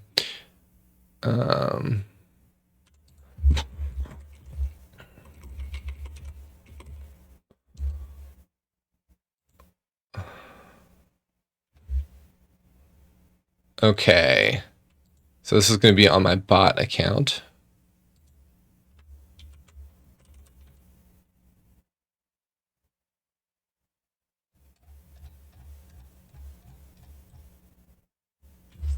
So Say which of those creatures? not the left one, the right one. Oh. The one with the sword. Exciting. So there are 5 of those types of creatures fighting each other on what seems to be some sort of magic powered craft. Like 2 kind of magic powered carts in this space. You see the asteroids once again. You see that there are other items that are kind of floating free at the moment as the 2 groups fight each other. Zippo will holler out when he sees the people in Draconic, and he'll be like, guys, I'm over here. Also, it is worth it to know that these creatures do seem to have some sort of helm on that is kind of allowing them to breathe. They are not kind of just wearing normal clothing. It's a similar kind of apparatus that you saw on a similar craft that was floating amongst the asteroids at one point. That you spotted much earlier in the campaign. Yeah, Zippo will definitely try to holler out to them in Draconic. Okay. You get a slight hint that the orb is lighting up off of the items kind of around you that glimmer and glisten in the light. But none of them seem to hear you. And you can't hear like the clash of their swords or anything like that. Not even like an underwater sound, which you kind of were hoping for, I think. Okay. Zippo, do I get a sense that the louder I talk, the brighter it glows? Yes. Or is it just... Okay. Or at least it's longer lasting. Yeah, so Zippo will start, like, top of his lungs screaming into the orb to try to... Well, he'll be screaming outside of the orb, obviously. Yeah. But try to get the glow to last as long as possible to see... To get a... He's going to keep doing it for as long as he can to try to get a reaction out of the people he sees through the orb. Some people come over to you to kind of try and shake you awake and try and pull the orb off of you, thinking that it's a cursed item that you are attached to and in pain. Brunhild even actually, with you screaming as loud as you are for as long period, actually looks worried and kind of whimpers at your side. The Gith, as have been named out there, and I'll just name it out of character, do not seem to detect your voice, even shouting. And if they are seeing the glimmer and glint of your item, they don't care at this point. Okay. Zippo will come out of the orb and hastily try his best to draw. His drawing skills are not great, but he will do his best to try to recreate what he saw, like, person-wise. Okay. and then he will rush back into the shop. Be like, guys, I saw people through my orb. They had some weird helmets on, like the last people I saw on my orb in the void area, what we're calling the astral sea. Um, and they were fighting each other. I couldn't get them to respond to me though. But and then he'll pull up his really crappily drawn picture of the Gith. Okay. Give me a. What have we been using for your artistry? A sleight of hand? I think so, yeah. Yeah, give me a sleight of hand.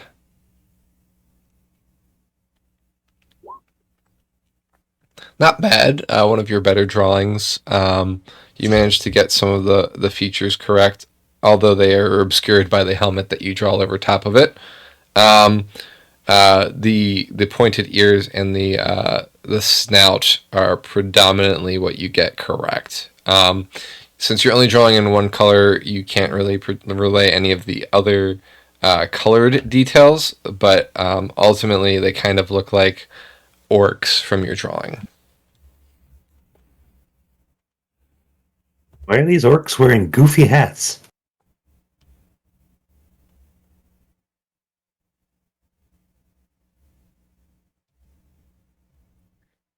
Zippo very excitedly says, "I seen these people. They're different than the people I saw last time through the orb. But I tried to holler to get their attention, but it didn't work." What is that? Says Carl again. So you got it from a bay here, but what does it do? It seems to connect to another version of itself, which at the point that I'm seeing, I'm assuming is in the astral sea. Out of character, I think Wombat identified it as the sidereal plane. That's right. Never mind. The sidereal plane. Sorry. Sidereal plane. Yes. Okay. Yeah. Zippo would say sidereal plane, and it seems to connect to it, but no matter what I do, I can't get people to respond to me in it.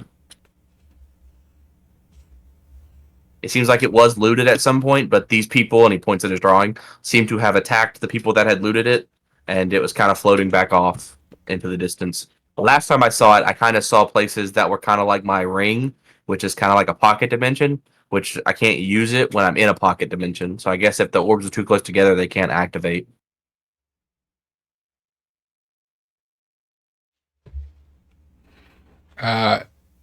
He looks at the ball and he says, "Ah, well, this is interesting. This is a crystal ball.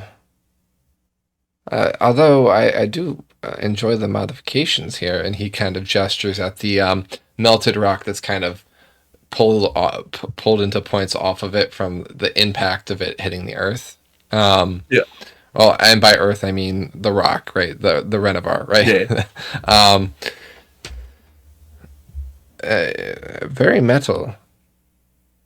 Yeah, it was like that when I found it. It was kind of in the ground where the Baker was.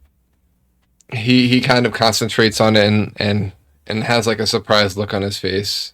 He says, "Well, it's not telepathy. It's not mind reading. This must be a true seeing ball."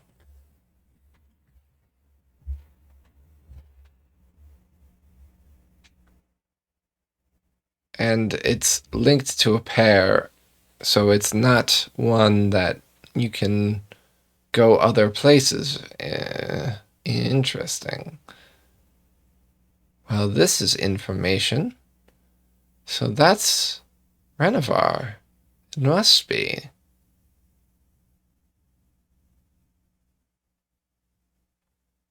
He comes out of it and he says, "I would like this. Would you be willing to part with it?" No, I'm trying to find my best to find sidereal plane dragons with it.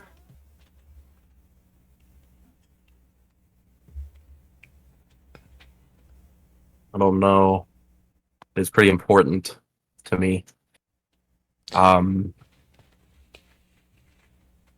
Well, think about it. I'd be willing to pay or trade, but it does have it does hold quite an interest with me. I've always been fascinated with, well, things that I know less about, and this is certainly one of those things.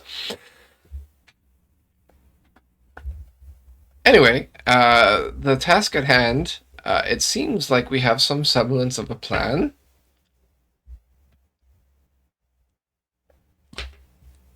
So, from what I've gathered from everything we've talked of, today you wish to go to the points in the wall and gather information.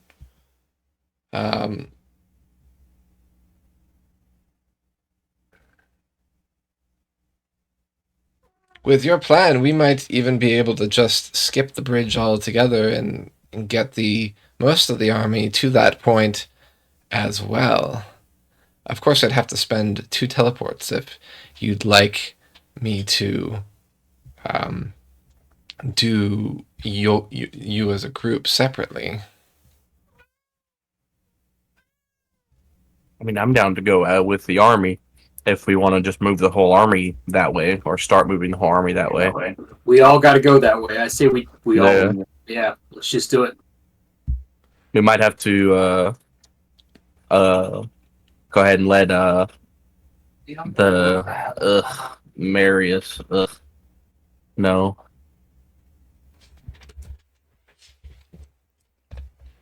So, with teleport, I can either transport 8 willing creatures or an object. And that, my friends, is the important part.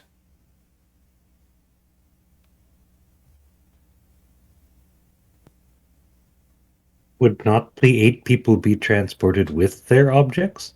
Well, not in this case.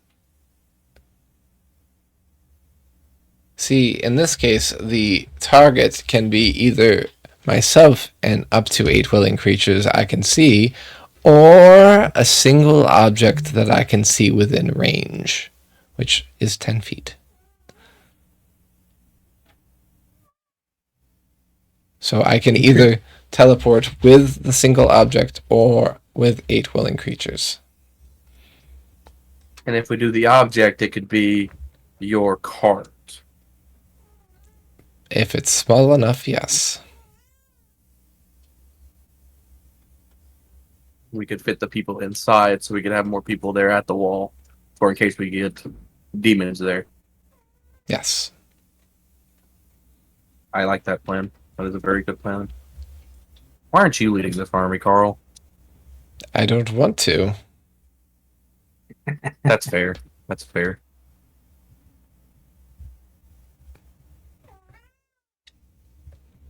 Let me let Midnight out.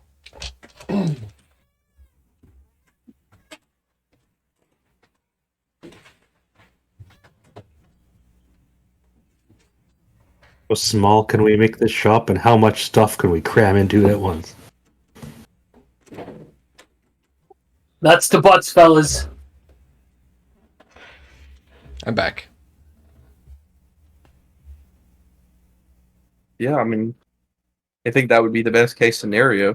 We could get there with the cart with a decent amount of people. We could send the people across to do the messages to see about, figuring out our information line and our travel points. And then we can do the same thing to get more people there. How many times did you say you could teleport a day? 3. 3. So we could probably get once there, once back, once there, in the morning. Actually, no, it'd be once there, once back, and then tomorrow it'd be once there, once back, once there. We could probably get everybody there on that last trip.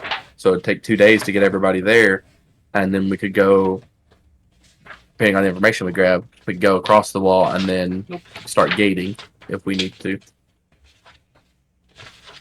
So instead of a month journey, we could take 8 days to get everybody there.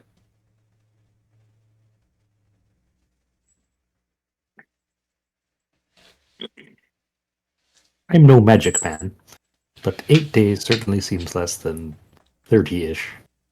Yeah, I definitely think it's the best case option if we can go tell Marius about it and get his approval. And if we don't get his approval, we maybe do it anyway. Sometimes it's easier to ask for forgiveness than permission. Yeah. Exactly. And even better if you just don't ask for forgiveness either, you just do it anyway.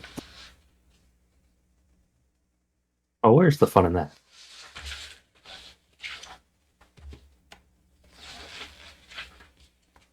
Stand by 1 second. I want to make sure I've given correct information.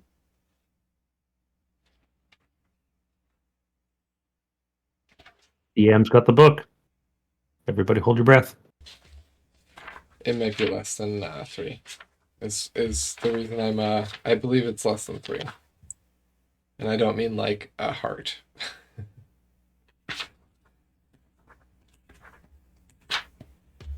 You beat me to making that joke. Yeah, it's only 1.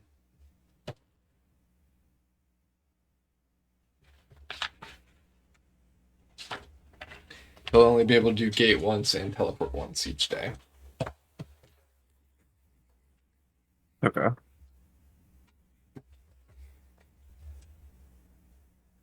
So he can do like either gate or teleport once a day or both once a day. Both. Okay. So he could Uh, teleport us there, gate back, and then tomorrow teleport a bunch of soldiers there, gate back next day. So it wouldn't be 6 days, it'd be 8 days. Or sorry, it wouldn't be 8 days, it'd be 12 days. it Give would or be a take my shame math to there. use gate specifically for just coming back. That's fair. Unless you have a shop option that you can put in licked like you have the other ones. Well, I mean, if we're teleporting to the borders of the wall, we could be there today, tomorrow, at the latest, with a third of the army. Yeah.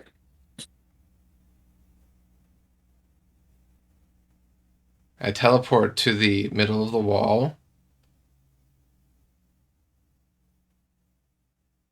The only problem is not transporting the other third. So my question for you is, and here's the other caveat. Presumably, okay, so let's kind of bring everything together. I can gate and or teleport a third of this army in one effort, although the gate would actually be a third because we'd be able to transport the horses. I'd be able to maybe fit 1,000 people into, and don't go telling the guard because I'm sure it's violating some Flame of Jane codes. But ultimately, we could transport about a third of the army, maybe a little less, give or take, tomorrow. The question is, do we want the whole army there to defend? Is a third of the army worth it? And frankly, here's the other side of the coin. We're bringing these reinforcements to defend our allies, but it seems like your ultimate goal is to bring the tear down, to sever it. And for that, you will not be able to do that alone. You're going to need me and potentially other powerful spellcasters, presumably others you might have met in your travels, to assist you in bringing it down on the other side.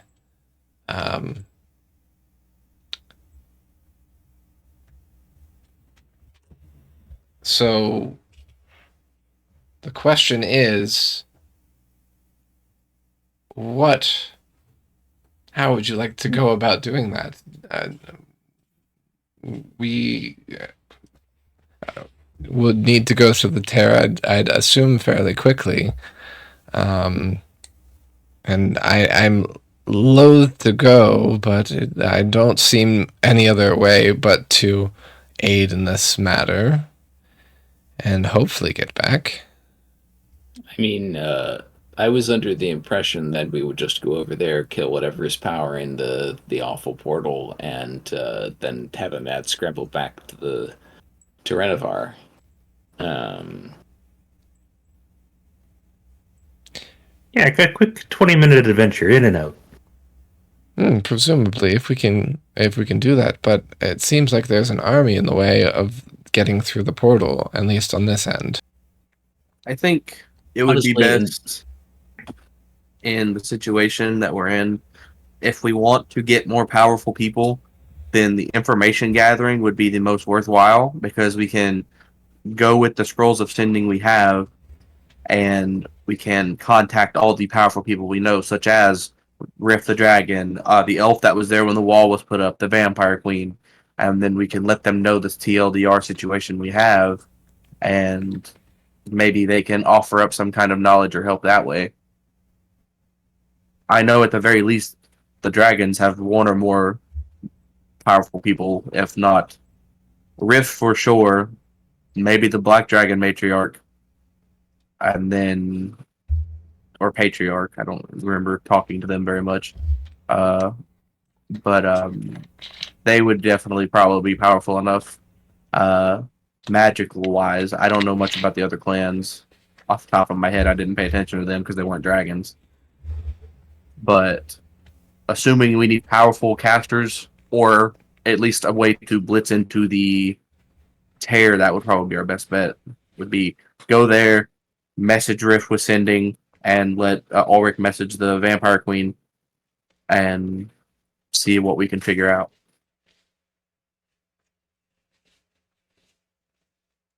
That way we don't have to move the army there immediately, which gives them a day to rest up here. Or not a day, but well, I guess a day technically. But it gives them time to rest up here so that we can explain the plan, get the plan dealt with, so we have, everybody ready, and we can, when you come back and are ready to teleport us, or ready to teleport the army, if need be, then we can do so in a more organized manner than just, hey, last second, everybody get ready for teleport or gate. So today, go to the meeting of the walls, information find, and set up for tomorrow. Tomorrow, we bring the army there and potentially I think I'm going to need you to tell me more of what I need to do in this case, and I'll need to prepare this shop for what has to happen. And Marius knows none of this at the moment. It seems like there's probably going to need to be some organizing on that end. And any ties that you need to tie up. When would you like to leave Licht? Tonight? I think the information group should leave tonight. That would give us time for, while the information group is gone to gather and inform, we can have the rest of them go tie up whatever loose ends the group has that is something they can tie up, and then getting everybody else on board. I think that would be best case scenario. That way, by the time you guys come back, we can have the army ready for the teleporting issues. And then by that time, too, I would say you should probably prepare the shop for as many people as you can get in it. That way we can, when you come back, we can have everybody that will be in it ready. They can load in and we can start going.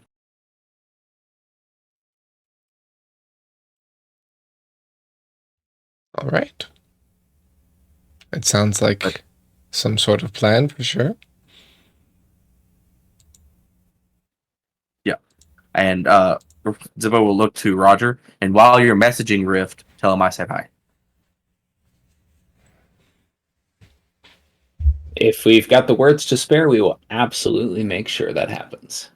Shall I go Very with you so that if you need more messages, you have them? That seems wise. I've got 3 scrolls of sending, enough to contact Rift and Cordelia once each, and another person one more time after that. I figure you contact Rift and Cordelia, and then the third scroll would be for the elf, Brainard, I think his name was. Brainerd? That Yeah. put the wall up. Maybe he has some kind of insight. And we can also see if this completes the contract we made with him. Perhaps. Yeah, at the very least, he would be worth talking to. We won't be able to send the army there due to the nature of our contract, but if we have the time to slip that way, Well, maybe. I figure Ulrich can already message him since he'll be down there talking to Queen Cordelia. I just have to worry about the time it would take for us to get there if we wanted to have more than 25 words with him. Yeah.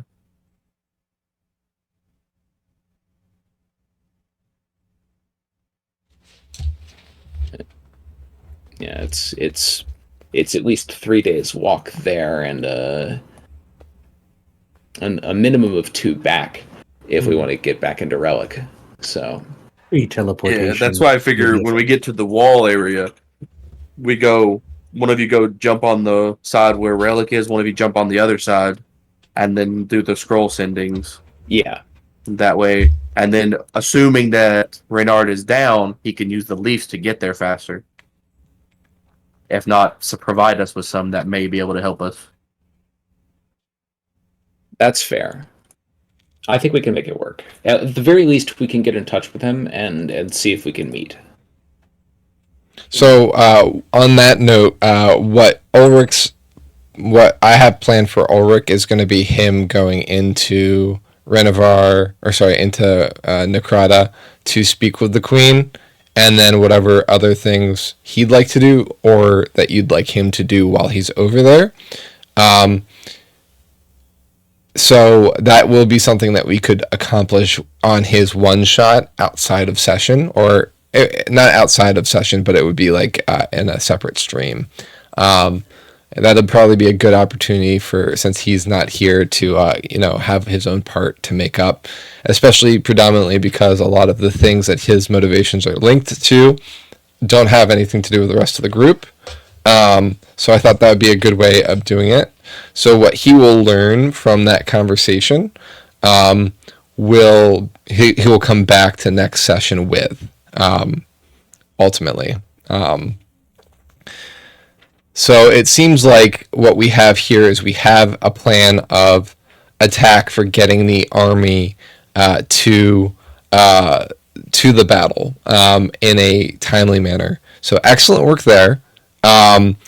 So the rest of the time that we have about an hour, less if we'd like, but ultimately it's going to be preparing the army for that trip, doing any last-ditch things to aid the army in the battle, and final logistics with Marius to work out to make sure this plan can work before you leave to go communicate. And the question is, are you going to stay at 3 points or come back to town? What's your plan for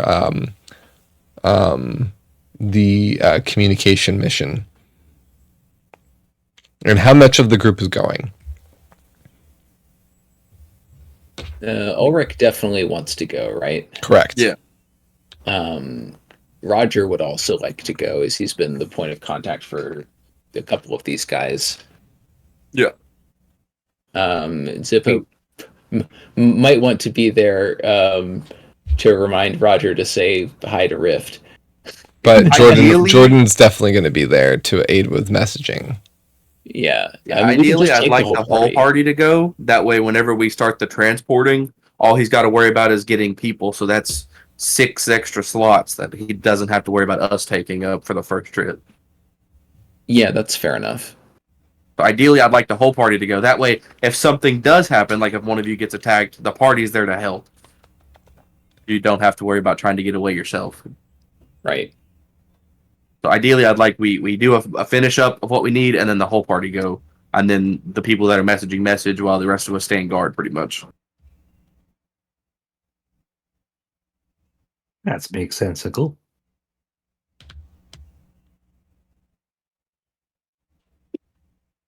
That's what I would hope for, at least. And now, if we can, accomplish all that, then who knows? But ideally, I would like the whole party to be taken on the first trip. That way, the party is there as a solid defensive point for each other. Because I mean, Roger for sure can run away if a fight happens, as long as he doesn't get one shot. Ulrich, I'm pretty confident won't get attacked as a vampire by people that like he won't get attacked by guards or vampires patrolling because he is a vampire. But Well, our creatures, who contract knows? should ensure that doesn't happen, right? Yeah, but who's to say there's not a de facto, traitor in the mix? If somebody disrespects the contract, we should be able to defend ourselves. Yeah, which is why I would like the party to be there, because if it's someone powerful, they're not going to be able to deal with it on their own. Yeah, that's fair. Or if Yeah, like I'm on Ulrich board gets with having the attacked whole by party creatures. there. Yeah, and so we just have to work out the plan with Marius before we leave, so that he knows, and he might be able to, assist him being the leader and everything. I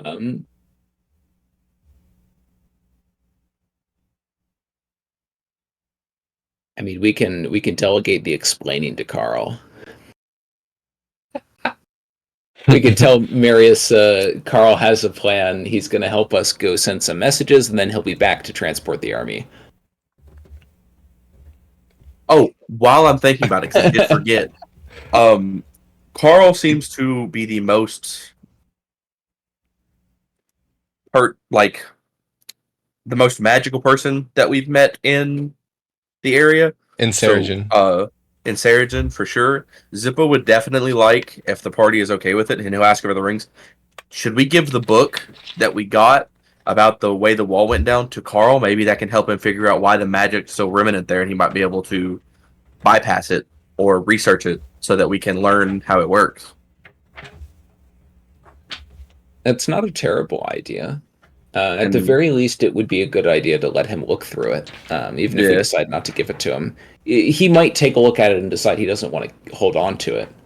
Yeah, like giving him the option of the knowledge there, I feel like would be a decent choice, because he'd be able to, maybe he can find points that we couldn't, considering, he's definitely researched more than we have.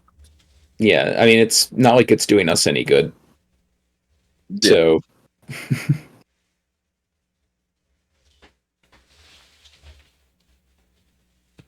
If the party's okay with it, Zippo will go get the book from Ulrich and hand it to Carl. Okay. It's funny that Carl is seeing it before Marius, but I wouldn't have it any other way. So Carl will take it, and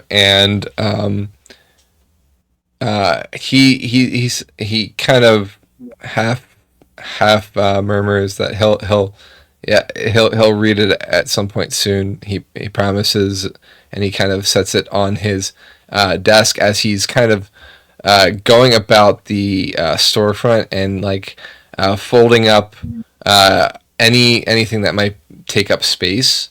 But it also seems like he's setting up.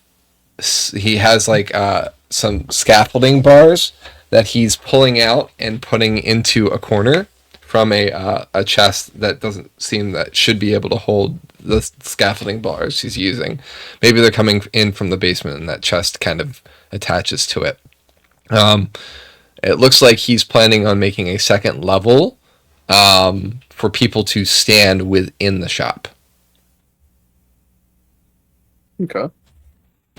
And with that, Carl basically says he knows his orders, but this is your plan, and he'll do his part to get it ready, but he has no desire to talk to any of the locals. He'll do what he needs to do in the moment, but he's got to get it taken care of, and by that point. So if it's all the same, he'd rather the group take care of the information piece of it. Okay. Yeah. Zippo will look to Roger and them like, I think you guys have met with him already, so if you know where he is, we can go ahead and go explain the plan to him. Yeah, Roger. We gave Marius a ring, and Roger would remember that. Yeah. So Roger will send a quick message to Marius over the ring and say, I believe we've got a solution for moving the army faster than 30 days on foot. It'll require a bit of logistics with Carl. And we might have to move it in a few parts. But either way, we should be able to get there quickly. We're looking to make an express trip to the corner to send some messages. You should have your lieutenants coordinate with Carl to get their people moved. We can beat our previous schedule. Okay. How much sooner are we going to get there? He says. At the slowest, we should be able to do it in 12 days. At the fastest, 6. That is much faster. Okay then.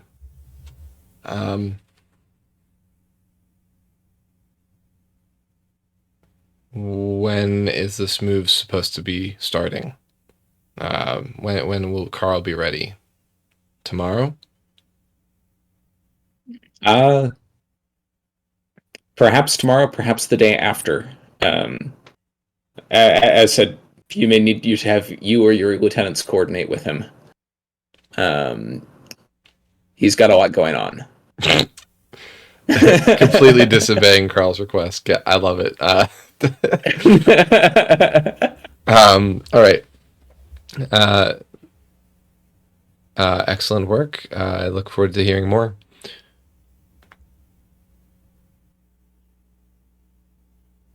And Roger will turn to Zippo and say, he knows.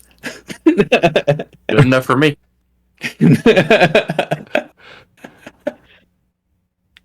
Why'd I ever give you these rings? No, I'm just kidding. I love it. I could do this without the rings by having Roger just wander off to the other place. No, have the exact same conversation exactly. and walk back. Yeah.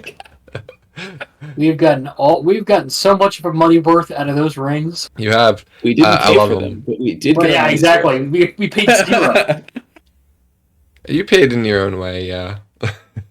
We paid in other people's blood. My favorite currency. Heck yeah. That's the demonic currency right there. Remember that forest we blew up? Pepper That was so much fun. fun. Yeah, Zippo would say, well, if we've contacted him, I'm 100% ready to go to this point.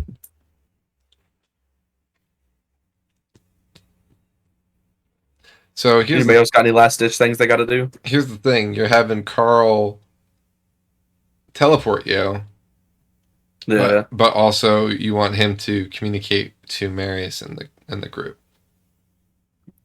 yeah, that won't work. I assume Zippo assumes Roger done told Marius everything, so Maybe I was forgotten exactly the timeline that we're working with here.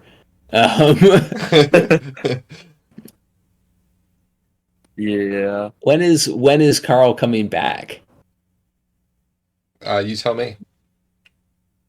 Teleport's a see. one way because it's him and 8 willing creatures or an object.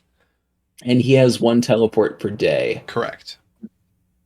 Um, So if he teleports us tonight, we can do our information gathering and everything, and he can teleport back tomorrow. But then he And wouldn't be able then- to leave till the next day.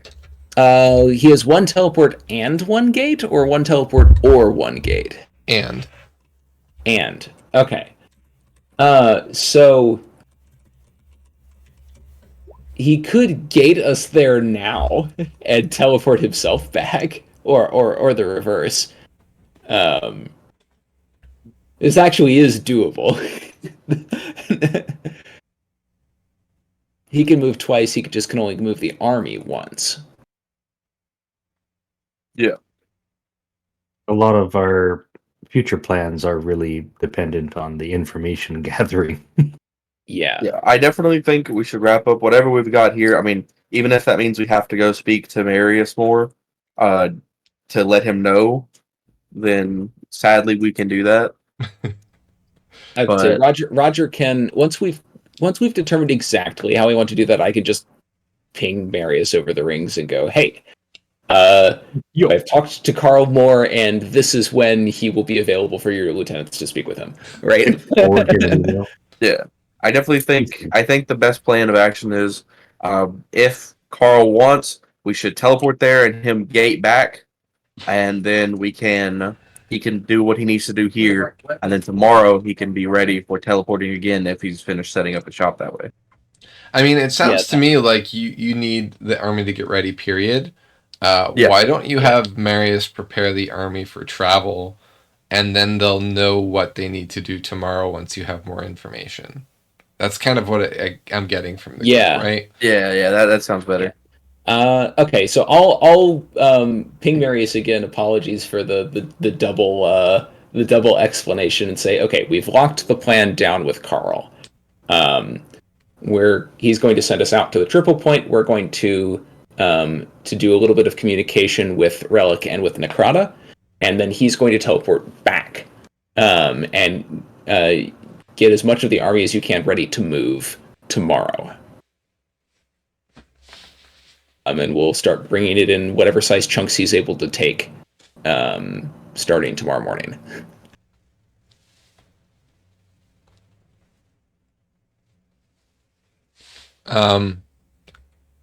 Marius continues his understanding from what you first said. All right. Thank you, Zippo.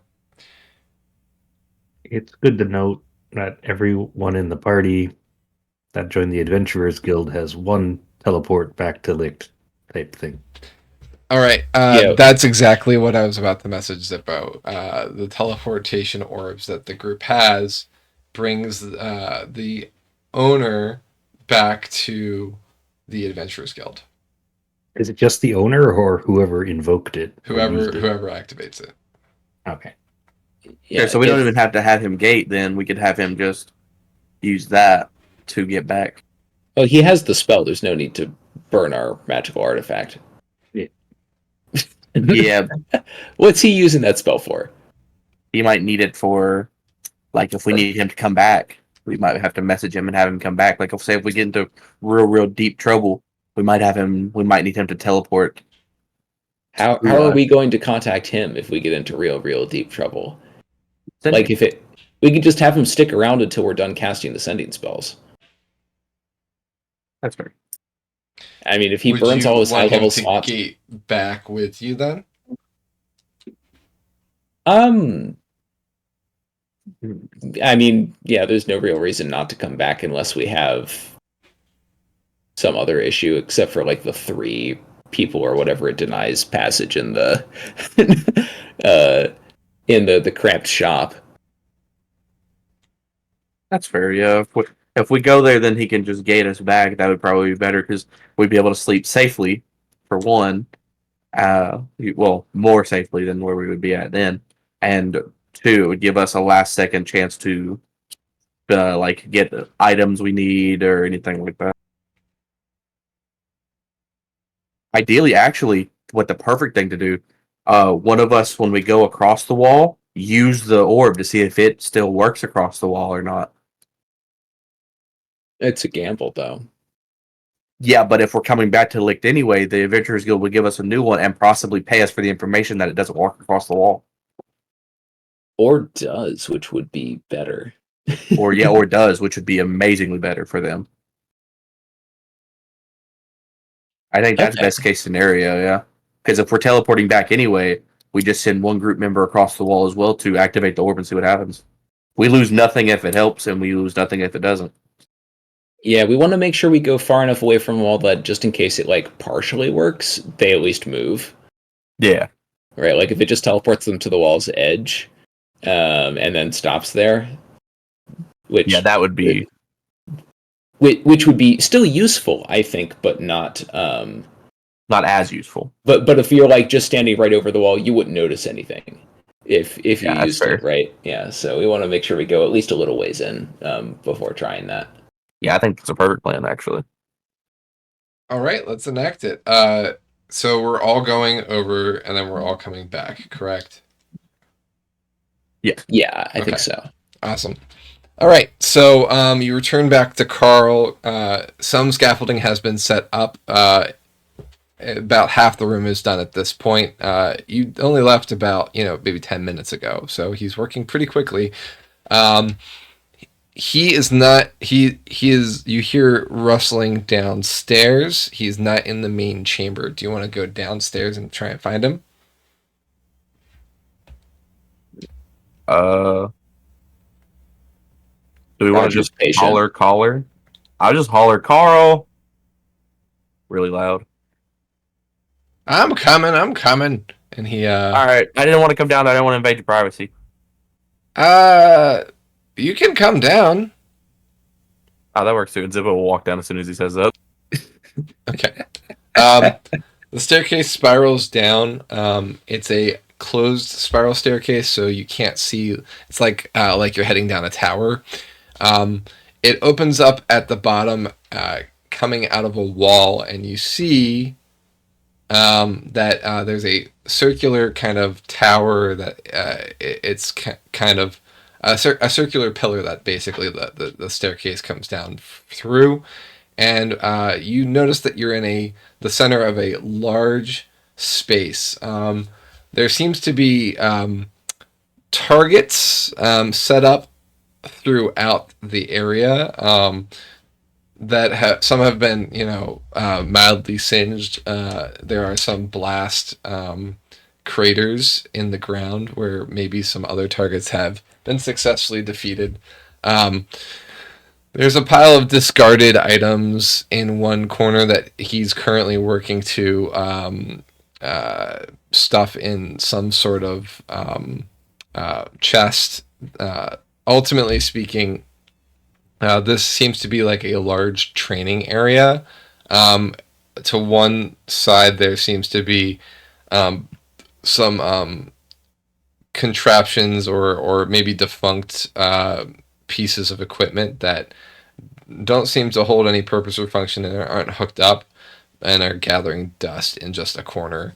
One even looks like maybe the remains of some sort of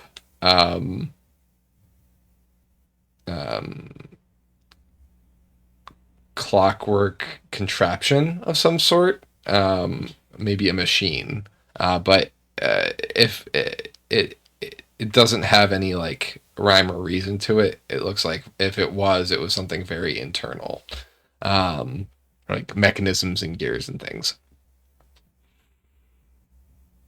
The space itself is like a field, almost. There is not scaffolding in this area, but the ceiling is about 20 feet above you. Okay. Yeah, when Zippo comes down, he'll be like, we've got our plan for what we need to do, Carl, and we're ready for teleport if you are. Alrighty. Oh, okay. Everyone's been informed. We're good to go. Yep, we informed Marius, and ideally we'd like You said you said you can use the gate and teleport, correct? Yes. Okay, so ideally the idea is we'll teleport there, get all the sending stuff done, and then gate back so that we can have relay the information to Marius as well, so that he's more informed. He's gonna have the whole army ready in the morning so that we can start transporting then. All right. Sounds like a plan to me. By the way, Marius will owe me big for this. I'm sure he'll figure it out. And Yeah. he cracks a smile and says, "Shall we?" And Indeed. lets you go first up the steps. Yeah, Zippo will start walking back up the steps. All right. So the group. Yarvik says over the rings, "Man, I love spending other people's money." Me too. So the group.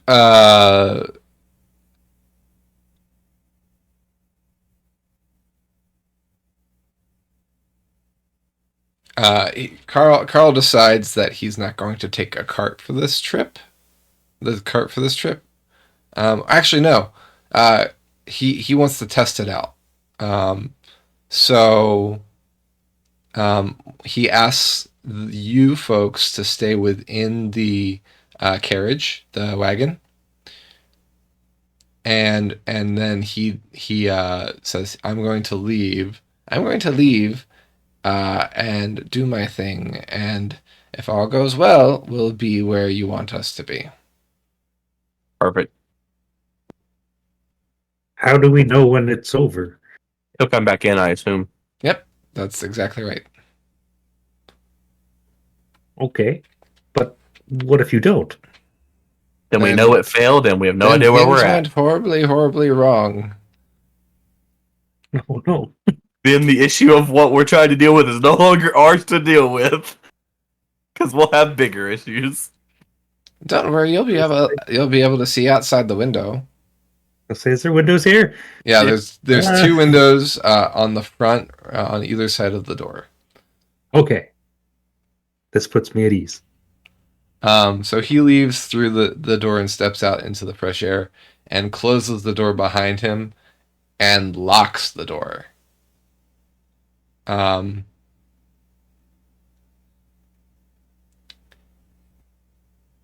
After a few moments, I guess, is anybody looking out the window, or are you kind of just waiting to see what happens? Oh yeah, I'm definitely looking out the window. Oh, yeah, Okay. glued to the window. Okay, so Belzian and Zippo are occupying the two windows. You see Carl outside, and you see Carl kind of gesturing at the wagon, and the wagon kind of, well, Carl seems to grow larger and larger and larger. Now he's bigger than any of the giants that you've heard of. The giant that you saw in the Elven Passage, he's bigger than that. He's towering over the group, over the wagon. No one else seems to notice because they're all also gigantic. The whole world has seemed to grow at an exponential rate. At that point, he reaches down and picks up the cart, which the cart indeed does kind of shudder and shake and sway as he's picked it up. And then suddenly the group is somewhere else. At that point, Carl puts down the vehicle. He regains his normal size and he steps into the wagon. It worked exactly the way we wanted it to. How Heck are yeah. all of you feeling? And he makes a dramatic gesture to ensure that everyone still has all of their toes. So far. I appear to be whole. I mean, you haven't taken off either of your shoes, so I cannot be sure that you're whole. Zippo is the only one that I can tell at the moment, and good old Yarvik with his bare feet. Roger wiggles his toes inside of his shoes. Says, "There's no need for you to double check mine." I think I'm good. I think. All right. Wait, I think I lost 3 of my toes. Damn you, Carl. The only toe we lost was Toe Kim. Oh, no. Too soon. That's on him, though. Honestly, that's on him. Ulrich could have saved him if only he'd remembered that he Yeah. had spells. He's apparently missing some toes now, so karma. Well, yeah, Ulrich's now dead too, so it all works out. Here today, gone tomorrow. Oh boy. All right, so you're at a familiar location. You're at the meeting of the 3 walls, or 3 points, as Roger has called it. The area is as it was before. You see the indents of the 3 separate walls joining at this middle part, and it's kind of a little bit of a basin. You know enough by now to know how far you need to be from the wall. You kind of know the feeling of when you're kind of under the effects of the wall's footprint versus not, since you've been across this kind of type of locale many a time now. Maybe possibly more than anyone else has crossed the wall. Not really many people to interview to find out. But yeah, ultimately, you are here. Okay. Let's split up and go across the wall. All right. So Ulrich will go southeast to go talk to Queen Cordelia, taking one of the 2 message scrolls. In fact, he asks for two of the 3, just in case, since Roger, you'll have Jordan with you.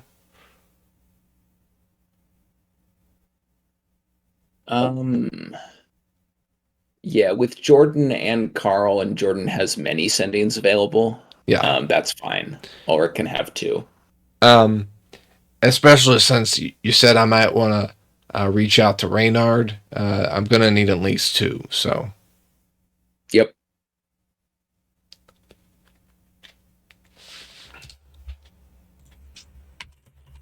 That makes sense to me. Well, may the 12 be with you. See ya. Who do we want to be the one to test the orb? I don't know. You've probably got the most experience with magic. You've been pondering that orb for a while now. This is the ball, the wire ball. Yeah, the little wire ball.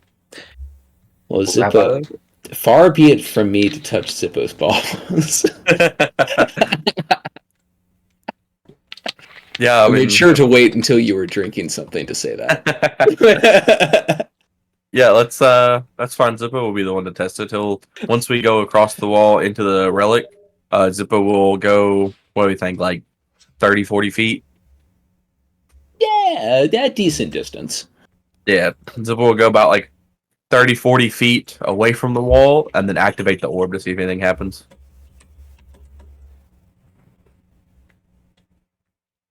Okay, so which domain are you going into? Necrata or Relic? Oh, relic. Okay. You're going 50 feet from the edge of the wall's footprint. Yeah. And then you're going to activate the return orb. The return orb. Okay.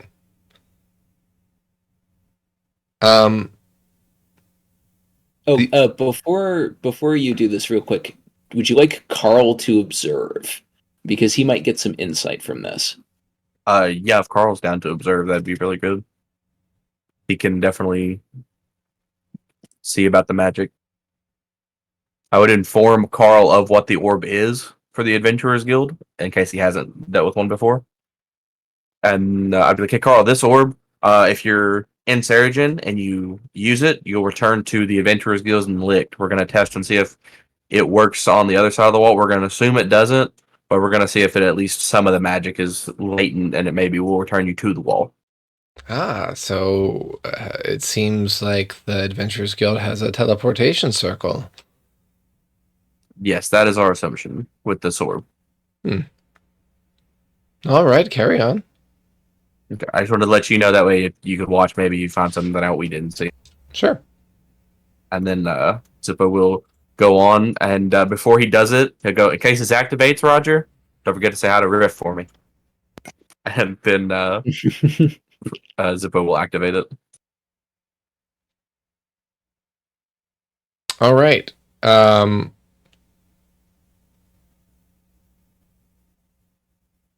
Zippo, you disappear. And then you reappear in exactly the same spot. The ball disintegrates in your hand. Okay. Look, well, we know it doesn't work. That's interesting. Yeah, it's like a momentary disappear. Maybe it might be good if you're getting attacked. It looked like it tried to teleport you. Yeah. The teleportation spell did work. It just had nowhere to go, it seems. As I thought. Okay. Very good. Very good. Well, we at least know that now. Yep, so we've confirmed the worst outcome, which we were already assuming. Yep. And now we have some information to bring back to the Adventurers Guild. One worked. If they can set up one at the end of the wall, then they could have a way to get to the wall faster. Which would be a discussion for after, we deal with the demon stuff. Ideally, you'd want 3 at the center point here, 1 on each side. Then anybody could come here quickly, cross over, and go to where they like on the other side. Yeah. But that'll be a discussion for once we get, the demon problem dealt with.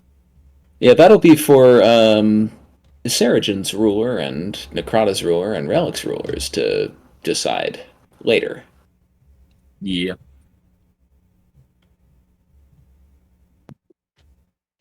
Kind of an the political process. a nexus hub or some sort is kind of what you're suggesting.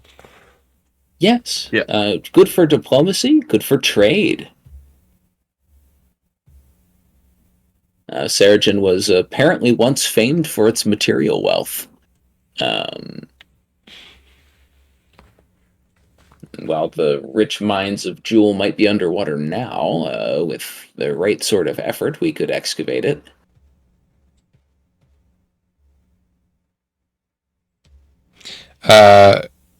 Archimedes 3 says what? Carl shrugs.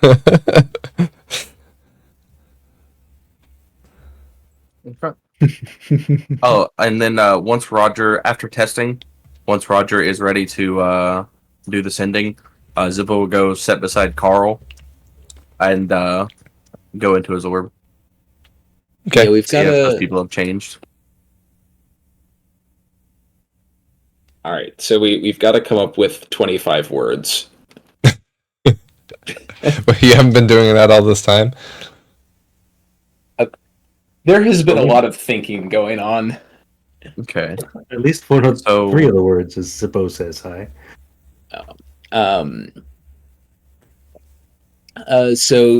Status update, questions, and then pleasantries.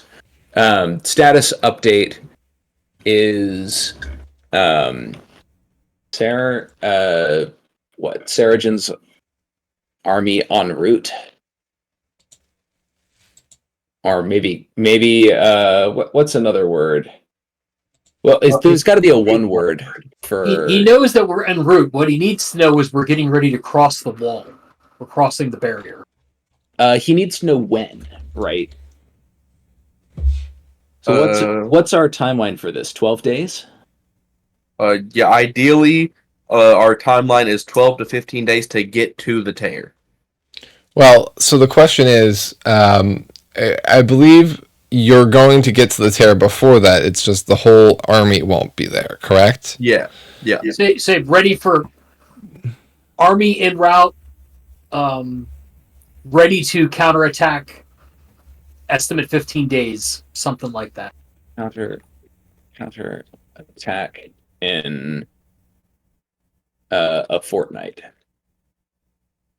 Ooh. Actually, fortnight can just be one word. Yeah, there we go.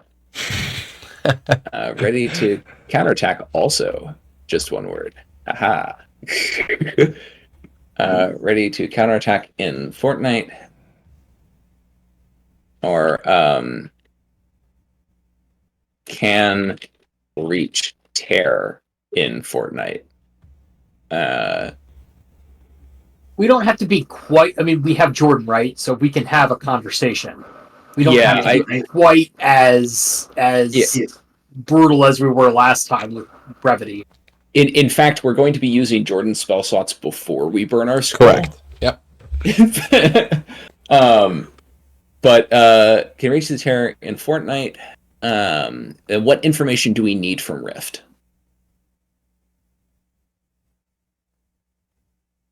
His status. Yeah, his status. Yeah. How's the fight? Where should we go? How goes the war? Before, what do you need? How many words do we have left after that? We've used 17 with that count. Okay, we should probably, at the very least, mention we may have a way to close the tear. And I'll ask him any ideas on how to close the tear.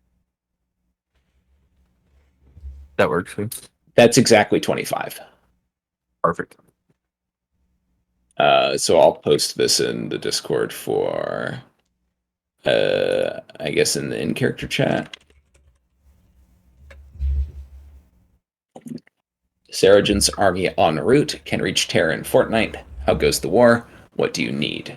Any ideas on how to close the tear? Let's see here. Dooby-dooby-doo. In character. Okay, copying that down. Actually, I could just type that in here. Sergeant's army can reach tear in fortnight. How goes the war? What do you need? Any ideas on how to close the tear? Okay. Let me see how many words this is.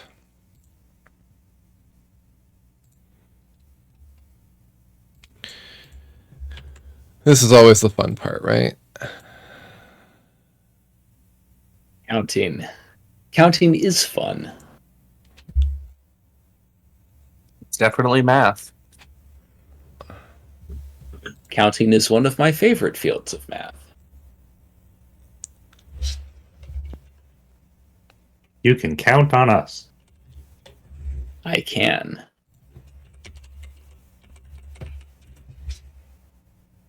Go team. Now, Ulrich, however, can count more than the rest of us. Oh. He's also compelled to. You get back. Terra is plugged for now with a temporary wall, maintained but with losses. Elves have arrived. Orcus not here, thankfully. Need permanent solution to tear. Oh, good. They're still going. That's better than bad news. Okay, so it's not an emergency. We can take our time if we have to, but 2 weeks, I think, is enough time to take.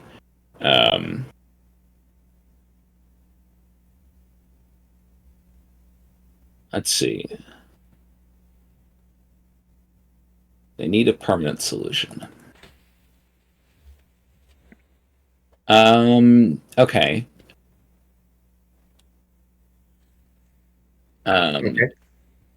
We don't have a permanent solution, but we do have an idea on what we could do about it. We have some working Um, theories. We have some theories.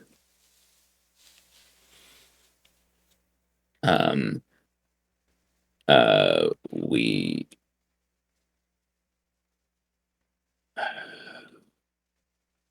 what I'm trying to figure out how to phrase this, but I want to tell him like, okay, we're planning on diving into the abyss, right? What do we need?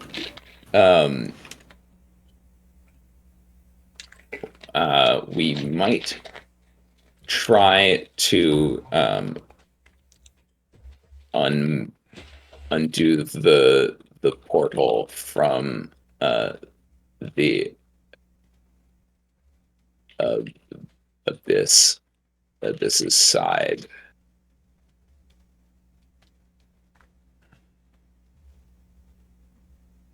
That's 15 words. I don't know what we would ask him about that. If Orcus isn't there, that might mean Orcus is busy in Necrata, which would be bad for us. If the elves are there, maybe we can ask them if Reynard is there. That might be good. Yeah.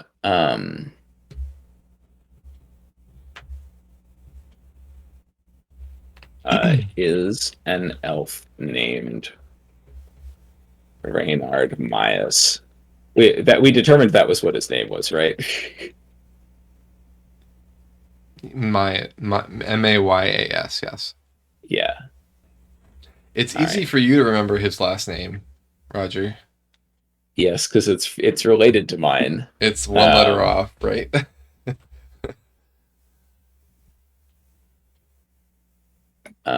Okay. If it's more convenient for me to post in Yeah, go ahead and post it. roll 20, I'll do it there. Actually, no, put it in character because then I have it. And I don't have to go looking for it Fair enough. in Discord. Yeah, We have the technology. We can put it in both. good. We have some theories. We might try to undo the portal from the Abyss's side.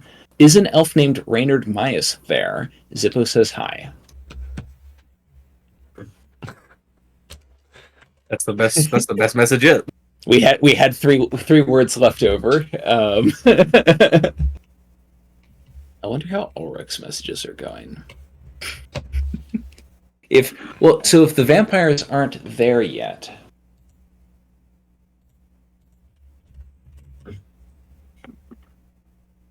Yeah, but the elves are. That could mean either the vampires sent the elves to deal with it so that they could stay, dealing with whatever they have in their own territories. They were split, couldn't make a decision, and sent the elves. Or they sent the elves and were planning to follow behind them, and something happened, so the vampires had to turn around. I'm going to guess it's either option 1 or option 3. It could be because the elvish lands are closest to Relic. It might just be simpler to send the elves there.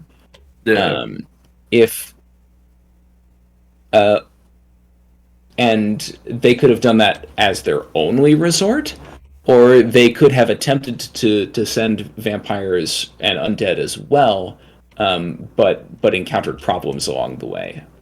Yeah, like maybe some of the vampires they planned on sending, were Orcus defectors, because I remember them saying some of them were trying to team up with Orcus. So yeah, they are also. I mean, above all else, they are also playing their own game within the game. yeah. I mean, why not use cannon fodder? Yeah, they could be sending the elves there to, deal with the immediate current problem, and then waiting on their reparations or favors before they send the actual vampires in. You don't send your best troops.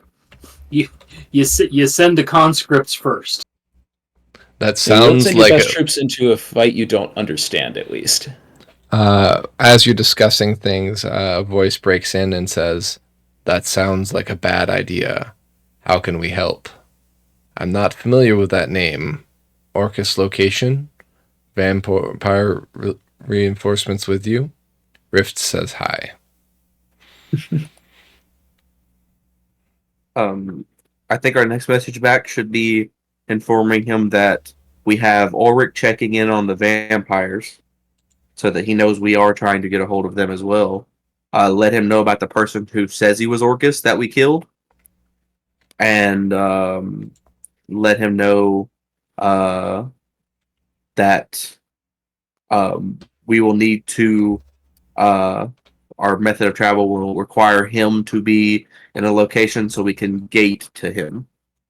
Let's wait to send that because Jordan only has so many spell slots. That's true.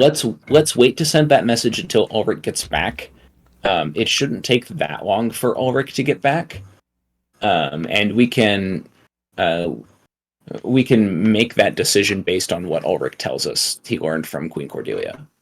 That's fair. Or if Ulrich comes back and says, "Hey, I need to send another message to Queen Cordelia," right? Yeah, we'll still have the ability to do so. Yep, that's fair. Yeah.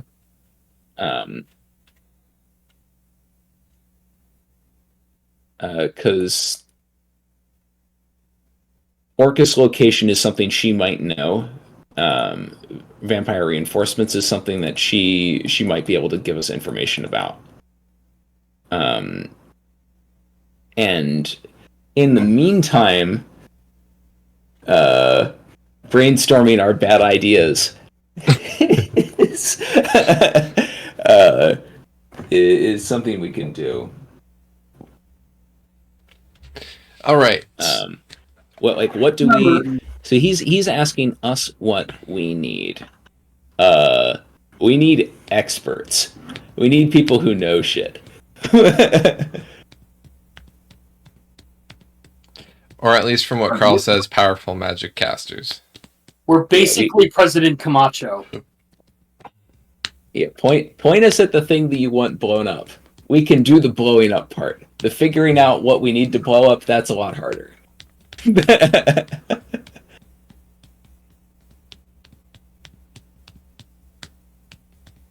But once we can stop pouring Brondo on the crops.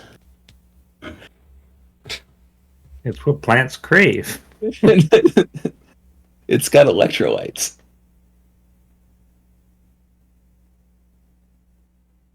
Yeah, I mean, I think our next message after we wait on Ulrich to get back should definitely be something involving figuring out if Rift can find us more powerful magic casters than himself or himself. Yeah. I'll draft this message even though we don't have all of the information yet. We'll need powerful spellcasters. One thing that Carl will point out to you is that if you are getting to the abyss, there's likely only one or two spells that would get you there. It's unlikely that he'd be able to take a being as large as Rift along with you. We need powerful, portable spellcasters. Yes. Provided that Rift doesn't have a way of making himself smaller, of course. It could happen. Yeah, so we need powerful, portable spellcasters.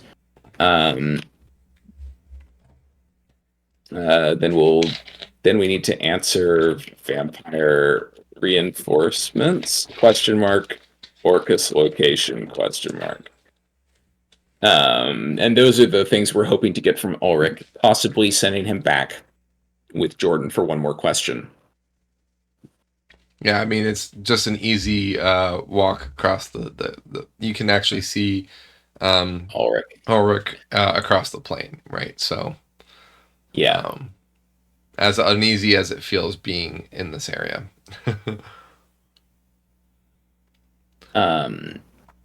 I don't know if it's that you're getting used to it or not. It feels less uneasy these days. In fairness, we have probably crossed this wall more times than anyone else in the history of of Redifar. At least in history, for sure. Certainly more than anyone else has in the past 3,000 years. Yes. Yeah, without that information from Ulrich, I don't want to respond yet because we just don't have the ability to answer all of his questions. Okay, so let's talk logistics for next time. So our next time we would be meeting would be in March. March 11th is our next session. So first and foremost, is everybody okay for that? This is going to be an all hands on deck session. We will not be playing if we do not have everyone, because next time it sounds like we're going to be at the fight. So you said March 2nd? 11th. March 11th. Yeah, that should be okay. I don't think I have anything. We've got something coming up at the end of March, but that should be fine. Would it be the end of March, as in March 25th? No, it's the last day of the month. It's the last day of the month. We're going to a concert. And just as a reminder, all of the different sessions are posted for the remainder of the year up to the anniversary. If we need more than that, we can discuss that. But ultimately, I've posted the next 5 sessions. So just keep that on your calendars, folks. That being said, as I said, I'm looking to do the battle that we're preparing and arriving for at the Tear next session. So especially since you've taken away all issues of travel and now it's just logistics, you're not. The benefit of that is there's the potential of not losing any forces in the process of traveling and saving a lot of time. So that's the good news. I also need to update Rift's ping. Now that you are across the wall in Relic, it is much closer to the Tear itself, instead of in the mountains to the south of it. So next session will be the Great Battle. We just have a few things to kind of key up at the beginning of the session before we plunge into it. So that being said, any final preparations that you have, we will be able to do like 1 or 2 things before plunging into that battle. Obviously, we have a few things to do here and then go back. But then we'll basically enact the plan, talk about the consequences of that plan, and then consequences or benefits of that plan, I should say. I don't want to give a false lead there. And then we'll start the fight. The fight should last most of the session at that point. At least I expect it. So if you're hankering for some battle, this one's going to be a little bit different from what your normal play-by-play battle would be, because there's going to be thousands of characters that are going to be here, right? So the biggest thing to consider for next time, and what I'd like you to talk about in the out of character in the Discord, is in what part of the army are you going to be? Because ultimately, you have a different mission than what the army is doing, at least presumably. Your mission is to basically, from what I'm gathering, get to Rift, meet up with the people that you need to take with you to the Abyss, and then get the fuck out of there. But in order to do so, you need to wade through a hostile army to get there, right? So that being said, that the gate might benefit you in some ways or not. But as Rift has stated, they have erected a temporary wall to plug the Tear, so that could cause some issues with spells nearby where he is. So something to think about. So we will see you all next time for the incredible battle that is about to unfold. And hopefully we'll see you all there. Thank you so much for joining me, players, and thank you out there in Twitchland. If you're watching the VOD, thank you for joining me on YouTube, because thank you, Twitch, for screwing things over. We'll see you soon. Bye.